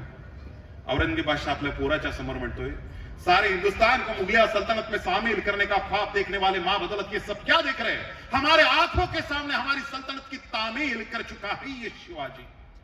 अरे कैसे है ये मराठे, रुकते नहीं, थकते नहीं, झुकते नहीं और बिकते भी नहीं. औरंगजेब बादशाह कुणाबद्दल म्हणतोय? त्या काळच्या मराठ्यांबद्दल. आता ते आसामच्या कामाख्या मंदिरात गेलेल्या मराठ्यांबद्दल नाहीये, तर हे त्यांच्याबद्दल नाहीये, त्या काळच्या मराठ्यांबद्दल औरंगजेब बादशाहला म्हणतोय कि सारे हिंदुस्तान को मुगलिया सल्तनत में शामिल करने का ख्वाब देखने वाले बाबदौलत ये सब क्या देख रहे हैं? हमारे आंखों के सामने हमारी सल्तनत की तामील कर चुका है ये शिवाजी. अरे कैसे है ये मराठे, रुकते नहीं, थकते नहीं, झुकते नहीं और बिकते भी नहीं. आणि त्यापुढे औरंगजेब बादशाह आपल्या पोराचं बोट पकडतो आणि दरबारामध्ये एकेका सरदारापाशी नेतो. ये देखिए शहजादे, ये देखिए शहजादे, हमारे मामूजान मिर्जा अमीर गुरगुमला नवाब आलम शाइस्ते खान, छत्रपति शिवाजी महाराज लाल महल आए थे और इनके छक्के छुड़ा दिए. अरे तो तकदीर के सिकंदर थे, जान बगदी सिर्फ 3 उंगलियां ही खोनी पड़ी है इनको. ये देखिए शहजादे, सूरत के खूबसूरत इनायत खां बहादुर छत्रपति शिवाजी महाराज सूरत आए थे और ये सूरत से दुम दबाकर भाग निकले. ये देखिए शहजादे, हमारे आगरा के मशहूर हौसी फौलाद खान, छत्रपति शिवाजी महाराज आगरा आए थे और आगरा की मशहूर मिठाई इनके हथेली पर धर करके इनके आंखों के सामने से छूमंतर हो गए. ये मिर्जा राजे जयसिंह, ये फौजेमंद सरदार मिर्जा राजे जयसिंह मराठों के मार के जख्मी इन्होंने अपने सीने पर नहीं, कायरों की तरह अपने पीठ पर खाए हैं. और ये तमाम फौजेमंद सरदार, मुगल, पुर्तगाल, फ्रेंच, डच, अंग्रेज, इन सभी फौजेमंद सरदारों ने मराठों के मार के जख्म अपने सीने पर नहीं, कायरों की तरह अपने पीठ पर खाए हैं. असं म्हणतो आणि त्यानंतर ताकीद देतो तो आपल्या पोराला. काय ताकीद देतो माहितीये? हे आता जे लोक बदनामी करतायत ना, त्यांनी समजून घ्यायला पाहिजे औरंगजेबाने त्याच्या पोराला काय ताकीद दिली. काय ताकीद देतोय? शहजादे ध्यान में रखो, शिवाजी काल है. शहजादे ध्यान में रखो, शिवाजी काल है, चालाक है, मगरूर है, मक्कार है, लेकिन उसका चाल चलन दूध की तरह साफ और सूरज की तरह चमकदार है. अरे दुश्मन के भी मंदिर, मस्जिद, फकीर, औरत के कलम की इज्जत करता है वो, तभी तो उसकी इज्जत बुलंद मीनार की तरह आसमान को छू रही है. अगर हिंदुस्तान पर हुकूमत करनी है तो शिवाजी का चलन सीखो, तो शिवाजी का चलन सीखो. म्हणजे औरंगजेब बादशाह काय म्हणतो आपल्या पोराला, पोरा तुला काही घ्यायचं असेल माझ्याकडनं नको घेऊ, तुला काही शिकायचं असेल माझ्याकडनं शिकू नको, तुला काही शिकायचं असेल तर छत्रपती शिवाजी महाराजांकडनं शिक. 3 एप्रिल 1680 ला ज्या दिवशी शिवाजी महाराजांचा मृत्यू झाला, 5 वयचा नमाजी होता औरंगजेब बादशाह. अनेकांना वाटायचं की शिवाजी महाराजांचा इंतकाल होऊन गेलेला आहे, आपण औरंगजेब बादशाहला सर्वात पहिल्यांदा जर खबर दिली, औरंगजेब बादशाह आमच्यावरती बेहद खुश होतील आणि बेहद खुश होऊन आम्हाला काय करतील, काही नजराना अदा करतील. नजराना अदा करतील म्हणून धावत गेले सेवक, सगळे सेवक धावत गेले आणि धावत जात जात तिथपर्यंत गेले. औरंगजेब बादशाहला आपण सर्वात पहिल्यांदा सांगितलं पाहिजे की दख्खन का चुवा मर चुका है, दख्खन का चुवा मर चुका है. आणि म्हणून एक सेवक धावत गेला औरंगजेब बादशाहच्या दरबारामध्ये धावत गेला आणि धावत जाता जाता, म्हणजे तिथे प्रोटोकॉल असतात, खाली मान टाकून उभं राहावं लागतं, दोन्ही हात असे पकडावे लागतात, पण हा एवढा खुशीत आलेला होता, धावत धावत गेला. बादशाह आलम जहांपना, मैं आपके लिए बहुत बड़ी खुशी की खबर लाया हूं. अरे क्या खुशी की खबर लाया है? अरसा हो गया, हमारे कान तरस गए, जल्दी बता क्या खुशी की खबर लाया है? वो दक्कन का चूहा शिवाजी मर चुका है. औरंगजेब बादशाहने खुश व्हावं? नाही. खापी खान हा दरबारी इतिहासकार आहे छत्रपती शिवाजी औरंगजेब बादशाहचा. साकी मुस्तैद खान हा दरबारी इतिहासकार आहे. औरंगजेब 12-13 दरबारी इतिहासकार होते. हे इतिहासकार लिहून ठेवतात की औरंगजेब बादशाह म्हणतायत, अरे किसी की इंतकाल की खबर ऐसे सुनाई जाती है, वो भी शिवाजी की. शिवाजी मर गया है. आणि हा औरंगजेब बादशाह नमाज अदा करतो त्या दिवशी शिवाजीच्या नावाने आणि म्हणतोय, या अल्लाह ताला परवर पीर दिगार, अगर मैंने मेरे जिंदगी में कोई नेकी का कर्म किया है, माझ्या आयुष्यात मी जर काही पुण्याचं काम केलं असेल तर त्या पुण्याची आण आहे, त्या पुण्याची शपथ आहे, तुझ्या स्वर्गाची दारं खिडक्या खुली कर, कारण या पृथ्वीच्या पाठीवर स्त्रियांच्या अमृत संरक्षण करणारा एकमेव राजा आज मेलाय, त्याच्याकरता तुझ्या स्वर्गाची दारं खिडक्या खुली कर. म्हणजे माझ्या राजाबद्दल परकीय शत्रूंच्या मनात जरी शत्रुत्व असेल, पण काय होतं, त्यांच्याबद्दल आदर सुद्धा होता. आणि आज एवढ्या मोठ्या प्रमाणामध्ये वल्गना केला जातो. अलीकडे स्वराज्याच्या धाकल्या धण्याच्या संदर्भामध्ये सुद्धा धर्मरक्षक, साहित्य सम्राट का म्हणत नाही? लोकशाहीर अण्णाभाऊ साठेंना मी साहित्य सम्राट का म्हणत नाही? छत्रपती संभाजी महाराजांना साहित्य सम्राट का म्हणत नाही? 16 भाषांमध्ये प्रवीण आहे माझा छत्रपती संभाजी महाराज. स्वराज्याचे दाखले धनी, वयाच्या 14व्या वर्षी बुधभूषण, नायिकावेद, नक्षिका, 7 शतक एवढ्या ग्रंथांची निर्मिती केली. त्या काळचा जगातला सर्वात मोठा विद्वान असणारा गागा भट्ट, जो छत्रपती शिवाजी महाराजांचा राज्याभिषेक 6 जून 1674 रायगडावरती करतो, हा गागा भट्ट त्या खोलात जात नाही मी, हा मूळचा पैठणचा, हा काशीला गेला आणि काशीला गेल्यानंतर त्यांनी समर नयन नावाचा ग्रंथ लिहिला. आणि त्या ग्रंथाचं पहिलं पान म्हणजे अर्पण पत्रिका, जगातला सर्वात मोठा विद्वान. आणि तो अर्पण पत्रिका कोणाला करतोय की जगामध्ये सर्व भाषांचं ज्ञान अवगत असणारा, कारण ग्रँड डफ सोबत संभाजी महाराज इंग्रजीत बोलतायत, तिकडे पोर्तुगीज प्रतिनिधी आला पोर्तुगीज भाषेमध्ये बोलतायत, मुघलांसोबत हिंदी आणि उर्दू भाषेमध्ये बोलतायत, गागा भट्टांसोबत संस्कृतमध्ये बोलतायत, वेगवेगळ्या भाषांमध्ये. म्हणजे त्या काळामध्ये दृष्टिकोन होतं या लोकांकडे. आपल्या सुनांना शिकवलं, कारण विचार वारसा जगद्गुरु तुकाराम महाराजांचा आहे, संत नामदेवांचा आहे, नाचू कीर्तनाचे रंगीत ज्ञानदीप लावू जगी. जगद्गुरु तुकाराम महाराज सांगतात त्याप्रमाणे, आम्हा घरी धन शब्दांची तरत नाही, शब्दांची तो शस्त्र यत्न करू, शब्दची आमुच्या जीवीचे जीवन, शब्द वाटू धन जन लोका, तुका म्हणे शब्दची या देव, शब्दांची या घडो पूजा. शिवबांनी आपल्या लेकरांना, आपल्या सुनांना शब्दांची पूजा करायला शिकवली. संभाजी महाराज 16 भाषांमध्ये प्रवीण झाले. ग्रँड डफ सोबत इंग्रजीत बोलले, गागा भट्टांसोबत संस्कृतमध्ये बोलले. हा गागा भट्ट काशीमध्ये गेला, समरनयन नावाचा ग्रंथ लिहिला आणि अर्पण पत्रिका कोणाच्या नावाने लिहितोय? ही अर्पण पत्रिका छत्रपती संभाजी महाराजांना अर्पण करतोय की या पृथ्वीवरती चराचर सृष्टीमध्ये सर्वात विद्वान पोरगा जर कोणी असेल तर तो आमच्या स्वराज्याचा धाकला धनी आहे. त्या स्वराज्याच्या धाकल्या धण्याला धर्मबंदिस्त करू पाहताय तुम्ही? कारण एखाद्या महापुरुषाला धर्मबंदिस्त केलं की धार्मिक विद्वेष निर्माण करण्याकरता त्या महापुरुषाचा अगदी अलगद सहज उपयोग करून घेता येतो. हा झालाय मुंबईच्या दंगलीमध्ये झाला. यांच्या कार्यालयामध्ये जर तुम्ही गेला ना, मनोवाद्यांच्या, एकच पोस्टर त्यांच्यापाशी, अफजल खानाचा कोथळा काढताना शिवाजी महाराज, आणि काय लिहिलेलं असतं, दहशतवाद असाच संपवावा लागतो. शिवाजी महाराजांच्या आयुष्यातल्या लढाया फक्त 20%. काय सांगितलं? अत्यंत तत्वसंवेदनी, अत्यंत सहृदयी, अत्यंत सामंजस्य आणि मायाळू असा माझा राजा होता. लढाया पलीकडचा माझ्या राजाचा इतिहास किती आख्यानं गावी, खूप मोठा इतिहास आहे, सांगायला वेळ अपुरा पडतो. म्हणजे इतका मायाळू असा माझा राजा होता. पण त्याचं एकच पोस्टर, अफजल खानाचा कोथळा काढताना. माहितीये अफजल खानाचा कोथळा काढलाच त्यांनी, शाहिस्ते खानाची बोटं छाटलीच त्यांनी, सुरत वरती 2 स्वारी केली. पण स्वारी कशासाठी केली? आताच्या सारखं नाहीये. म्हणजे अडाणींनी इतका मोठा घोटाळा केलेला आहे, एवढा मोठा. म्हणजे हिडनबर्गचा जर ऑफिस भारतात असतं तर पहिला छापा ईडीचा त्याच्यावर पडला असता. दुर्दैव त्यांचं असं आहे की हिडनबर्ग भारतात नाहीये. त्या बीबीसी न्यूजनी एक टेलिफिल्म टेलिकास्ट केली. महिनाभरा अगोदर त्या टेलिफिल्मवरती बॅन आणला. बॅन आणून यांचं थांबलं नाही, लगेच परवापासून त्यांच्या ठिकाणी छापे टाकायला सुरुवात झाली. म्हणजे कोणीच बोलायचं नाही यांच्या विरोधामध्ये. आमच्या छत्रपती शिवाजी महाराजांच्या नावाने तुम्ही राज्य चालवताय बांधवांनो. या शिवाजी महाराजांचं दृष्टिकोन किती ताकदीचं होतं, किती पलीकडचं होतं. शिवाजी महाराजांनी शत्रूचा सुद्धा सन्मान केलेला आहे. म्हणजे अफजल खानाला मारून टाकल्यानंतर फेकून दिलं नाही. जिजाऊ साहेब म्हणतायत की आमचं वैरत्व हे जिवंत अफजल खानासोबत होतं, मेलेल्या त्याच्या देहाशी नाही. आणि म्हणून यथा सांग त्याला पुरवलं प्रतापगडाच्या माचीवरती. याच औरंगजेब बादशाहचा म्हणजे या छत्रपती शिवाजी महाराजांच्या संभाजी महाराजांच्या नावाचा वापर करून दंगली पेटवल्या गेल्या. असो तो एक स्वतंत्र विषय, माझ्याकडे वेळ कमी आहे म्हणून फार महत्वाच्या गोष्टी मला आपल्यासोबत बोलायच्या आहेत. शिवाजी महाराजांना अलीकडे महाराष्ट्रामध्ये धर्मरक्षक संभाजी महाराज संभाजी महाराजांना धर्मरक्षक संभाजी आणि आम्ही म्हणतोय खऱ्या अर्थाने स्वराज्य रक्षक. आता मला सांगा, स्वराज्य रक्षक ही शब्द हे विशेषण व्यापक आहे की धर्मरक्षक हे विशेषण व्यापक आहे? आणि काय सांगितलं जातं आम्हाला? स्वराज्य रक्षक, बरोबर आहे ना? आणि म्हणून आज मला वाटतं वक्तृत्व स्पर्धेचा विषय सुद्धा होता छत्रपती संभाजी महाराज स्वराज्य रक्षकच होय. ते अगदी बरोबर आहे. साहित्य सम्राट होते, 4 ग्रंथ 32 उपग्रंथांची निर्मिती केली, 16 भाषांमध्ये प्रवीण होते आणि त्याचबरोबर म्हणजे अवघ्या 30-32-33 वर्षाच्या आयुष्यामध्ये 300 मोठ्या लढाया, 1200-1300 छोट्या लढाया, जगातला अपराजित असा राजा होता.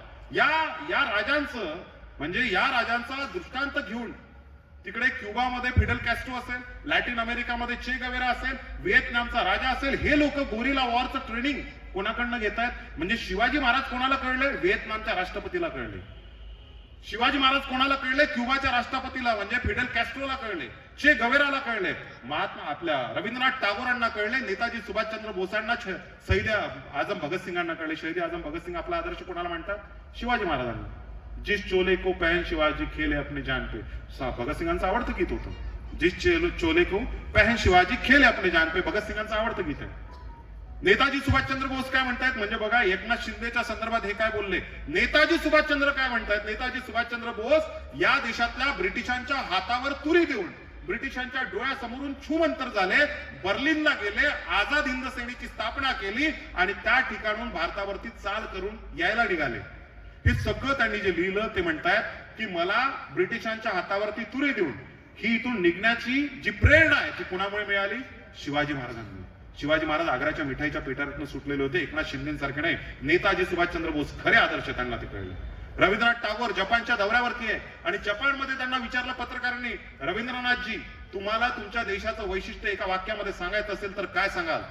तर रवींद्रनाथ टागोर म्हणतायत, तथागत गौतम बुद्धांचं तत्वज्ञान आणि छत्रपती शिवाजी महाराजांचा पराक्रम हीच माझ्या देशाची ओळख आहे, हीच माझ्या देशाची ओळख आहे. म्हणजे रवींद्रनाथ टागोरांना शिवाजी महाराज कळले, नेताजी सुभाषचंद्र बोसांना शिवाजी महाराज कळले, भगतसिंगांना शिवाजी महाराज कळले, क्युबाच्या राष्ट्राध्यक्षाला शिवाजी महाराज कळले. अनेक युरोप मधले लोक काय म्हणतात की शिवाजीला प्रतिनाव आम्ही सूर्य ठेवलं असतं, सूर्य, तेजस्वी सूर्य. आम्ही आमच्या डोक्यावर घेऊन नाचलो असतो त्या छत्रपती शिवाजी महाराजांना. त्या शिवाजी महाराजांना, संभाजी महाराजांना तुम्ही बदनाम करताय, धर्मबंदिस्त करताय आणि आमच्या समोर चुकीचा इतिहास. कवी कलश त्या ठिकाणी सोबत आहे. कवी कलशाला सुद्धा देहदंडाची शिक्षा दिलेली आहे. म्हणजे मुकर्रब खानाने शेवटचा प्रसंग सांगतो 1-2 मिनिटांमध्ये. आपण संवैधानिक चौकटी, सर तुम्हाला बोलायचं कारण 10 वाजता आपल्याला म्हणजे डॉक्टर बाबासाहेब आंबेडकरांच्या कायद्याचं पालन करणारी आपण लोक आहोत, म्हणून एक शेवटची 5 मिनिटं राहिली. मी तेवढं सांगतोय की खापी खान आहे, साकी मुस्तेद खान आहे, ही जी लोक आहेत दरबार इतिहासकार, या दरबार इतिहासकारांनी लिहून ठेवलं की मुकर्रब खानाने छत्रपती संभाजी महाराजांना पकडलं आणि पकडल्यानंतर औरंगजेब बादशाहच्या समोर आणून पेश केलं.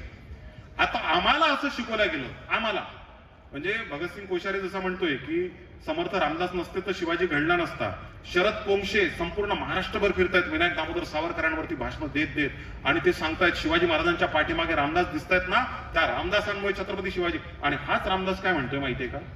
तुमचे देशी वास्तव्य केले, परिवर्तमान नाही घेतले. म्हणजे कोण म्हणतंय? रामदास स्वामी दासबोध मध्ये म्हणतायत, तुमच्या देशामध्ये मी वास्तव्य केले, परिवर्तमान नाही घेतले, चूक झाली काय नेनू, मला माफ करा, माझ्याकडे चूक झाली. म्हणजे शिवाजी महाराज आणि रामदासाची उभ्या हयातीत कुठेच भेट झालेली नाहीये. आणि हाच रामदास आदिलशाहला म्हणतो, पायाचा मी दास शहा अर्जी ऐकावी, पायाचा मी तुमच्या दास शहा अर्जी ऐकावी, शिवरायांच्या स्वराज्याची धूळधाण व्हावी, हे रामदास लिहून ठेवते. आणि त्या रामदासाला तुम्ही गुरुपद बहाल करतायत. म्हणजे एखाद्याने कर्तृत्व करावं आणि ते कर्तृत्व कोणीतरी हिरावून घ्यावं याच्यासाठी हे षडयंत्र. तर मी धर्मरक्षक हा शब्द जो आता महाराष्ट्रामध्ये बदनामी छत्रपती संभाजी महाराजांची, प्रसाद लाड बोलले साहेब, शहारे साहेब नुकतंच, म्हणजे या महाराष्ट्रातलं एवढं मोठं दुर्दैव आहे की तो विधानसभेमधला मेंबर आहे महाराष्ट्र राज्याचा. आणि ते काय म्हणतायत एका मोठ्या पब्लिक मिटिंग मध्ये, शिवाजी महाराजांचा जन्म कोकणात झाला, कोकणात लहानाचे मोठे झाले, तिथे खेळले. या महाराष्ट्रातल्या 4थ्या वर्गातल्या कुठल्याही शेवड्या पोट्टाला उठून उभं केलं, त्याला जर विचारलं का रे शिवाजी महाराजांचा जन्म कुठे झाला, प्रत्येक पोरग सांगेल की शिवनेरीवरती जन्मला म्हणून, प्रत्येक पोरग सांगेल. आणि ते काय म्हणतात कोकणात जन्मलं, म्हणजे कुठे यांचं टाळकं ठिकाणावर आहे की नाही ठिकाणावर आहे. आणि संभाजी महाराजांना धर्मरक्षक म्हणून संबोधलं जात आहे. तर छत्रपती शिवाजी महाराजांना असे प्रश्न औरंगजेब बादशाहाने विचारले असं म्हणतात, संभाजी महाराजांची बदनामी तर एवढी केली, याच विनायक दामोदर सावरकरांचं नाव घेऊन, गोळवलकरांचं नाव घेऊन या महाराष्ट्रामध्ये हा शरद वंश फिरतोय. हिंदू पतपातशाह नावाचं पुस्तक विनायक दामोदर सावरकरांचं आहे. 6 सोनेरी नावाचं पुस्तक विनायक दामोदर सावरकरांचं आहे. या सावरकरांच्या 6 सोनेरी पानामध्ये, हिंदू पतपातशाह या पुस्तकामध्ये या छत्रपती संभाजी महाराजांना स्वराज्य बुडव्या काय म्हणलेलं आहे, स्वराज्य बुडव्या म्हटलेलं आहे. म्हणजे संभाजी महाराजांना धर्मरक्षक सुद्धा संबोधायचं, कारण धार्मिक विद्वेष निर्माण करण्याकरता तुम्हाला ऍज अ वेपन म्हणून त्याचा वापर करता येईल. आणि दुसरीकडे स्वराज्य बुडवा सुद्धा म्हणवायचं. आणि दुसरीकडे आणखीन सांगतोय मी तुम्हाला, म्हणजे संभाजी महाराजांच्या संदर्भामध्ये पुण्याला संभाजी ब्रिगेडच्या पोरांनी तर प्रचंड ताकदीचं काम केलं. अत्यंत खोळसाणपणा, अत्यंत विकृती या लोकांमध्ये भरलेली आहे. तो जेम्स लेन कुठून कुठला, तो महाराष्ट्रात येतो काय, महाराष्ट्रात वास्तव्य करतो काय, साळगावकर, पुरंदरे, जेदे, मेहेंदळे यांच्याकडे भेटतोय काय, आणि त्यानंतर पुस्तक लिहितोय काय, the Hindu king in Islamic India. आणि त्या पुस्तकामध्ये बायोलॉजिकल फादर शिवाजी महाराजांचा शहाजी नव्हता असं लिहितो. काय ताकद होती या लोकांची. आणि ते पुस्तक बॅन आणलं साहेब, पण अजूनही गुगलवरती ते पुस्तक उपलब्ध आहे. म्हणजे तुम्ही बीबीसीने टेलिकास्ट केलेला चित्रपट एका दिवसात सगळ्या सोशल मीडियाच्या प्लॅटफॉर्मवर हद्दपार करता, पण आमच्या बापाचा बाप बदलवण्याचं षडयंत्र ज्या पुस्तकातनं झालं ते सोशल मीडियावरती आजही उपलब्ध होतं. हे षडयंत्र नाहीये तर काय, हे षडयंत्र आहे.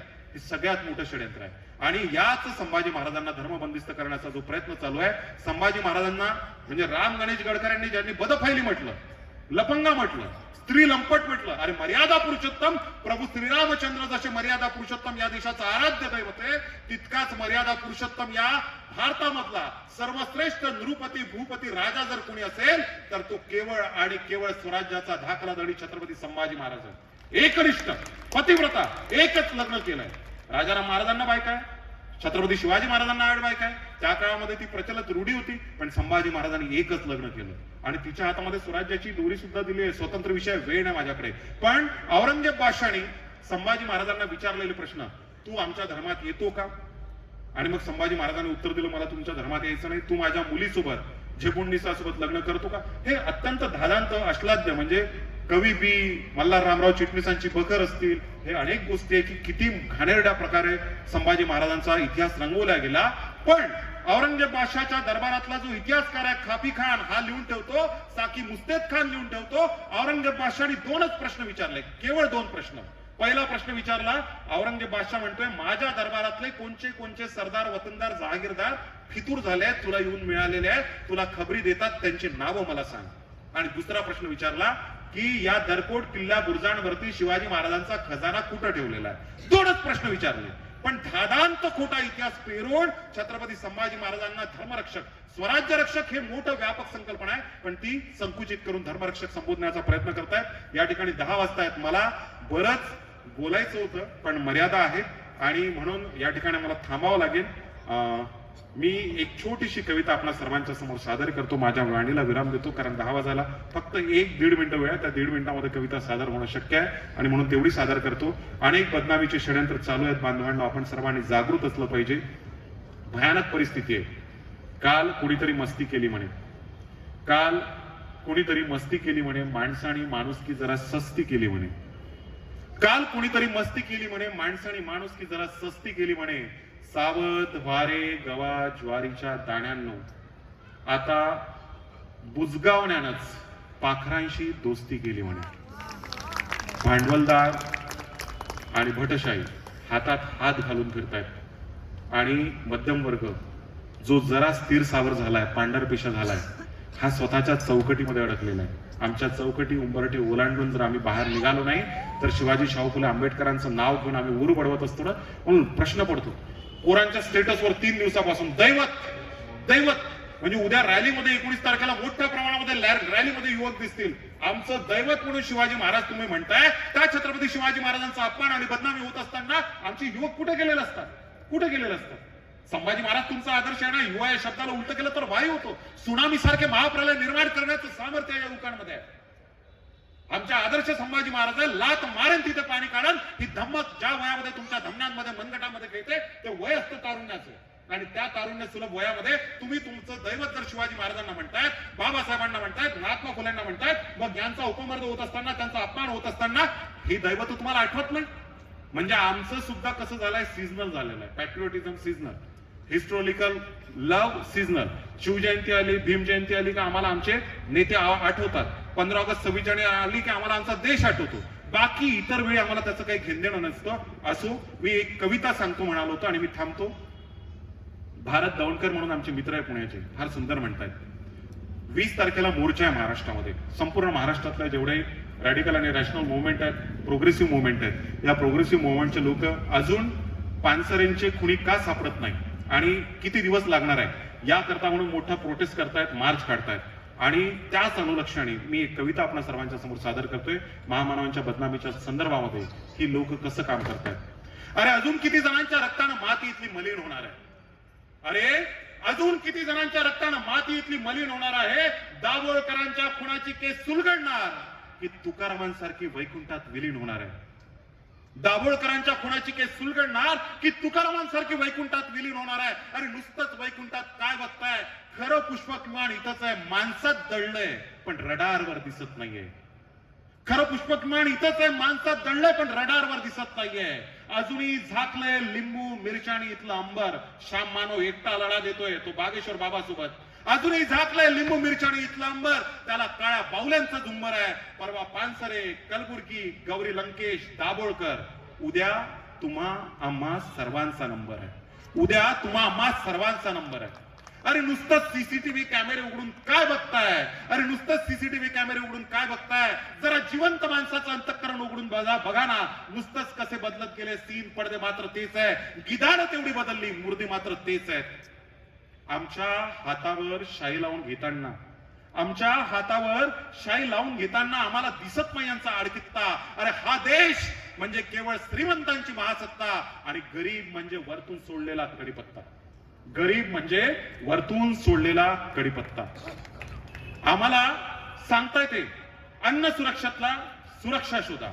अरे अन्न सुरक्षा विधेयकातला सीधा गोळा करून करून आधी चुकून गेले अंतःकरणातील जमीन आणि आता तर मिळत नाही भुकेलाही भाकरीचा जामीन. आणि साहेब सांगा ना आता तरी कुठे आहेत आजचे दिन, कुठे आहेत आजचे दिन.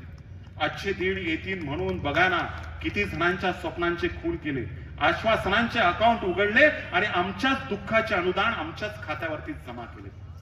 बांधवांनो आता या देशाच्या इंद्रधनुष्यात, बांधवांनो आता या देशाच्या इंद्रधनुष्यात तुमच्या आमच्या दुःखाचा, तुमच्या आमच्या वेदनांचा एकही रंग नाही. आणि तुम्ही रंगायच्या बाता करताय. आम्ही रंगायचं, राशन कार्डाच्या रंगात रंगायचं. आम्ही रांगायचं, आधार कार्डाच्या आधारानं रांगायचं.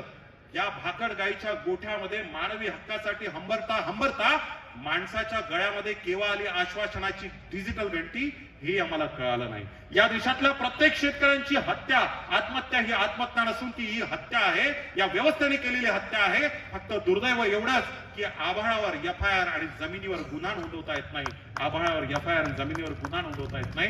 हा भारत दौंडकर म्हणतोय. हे या देशाचं वास्तव आहे. हे वास्तव बदलायचं असेल तर या महामानवाचा वास्तववादी इतिहास आम्ही आमच्या डोक्यामध्ये घातला पाहिजे. डोक्यामधून फक्त घालून जमणार नाही, तो आमच्या जनुकांमध्ये शिरला पाहिजे. आणि आमच्या जनुकांमधनं आमच्या कृतीमध्ये जोपर्यंत तो उतरणार नाही तोपर्यंत कुठल्याही प्रकारचं परिवर्तन शक्य नाहीये. सगळ्या गोष्टी शक्य आहे. फक्त आपल्यातली ती रग जागवावं लागेल. पत्थरास कुठू शकते पालवी आपणात तेवढा प्रभाव पाहिजे. अंधकार संपणार आज न उद्या. फक्त एक ज्योतीचा उठाव पाहिजे. ही परिवर्तनाची, प्रतिक्रांतीची ज्योत तू आम्हा सर्वांच्या काळजामध्ये तेवत राहो. हा आशावाद शिवरायांच्या चरणावरती अर्पण करतो. शिवजयंतीच्या शुभेच्छा देतो. माझ्या वाणीला विराम देतो. जय जिजाऊ, जय शिवराय.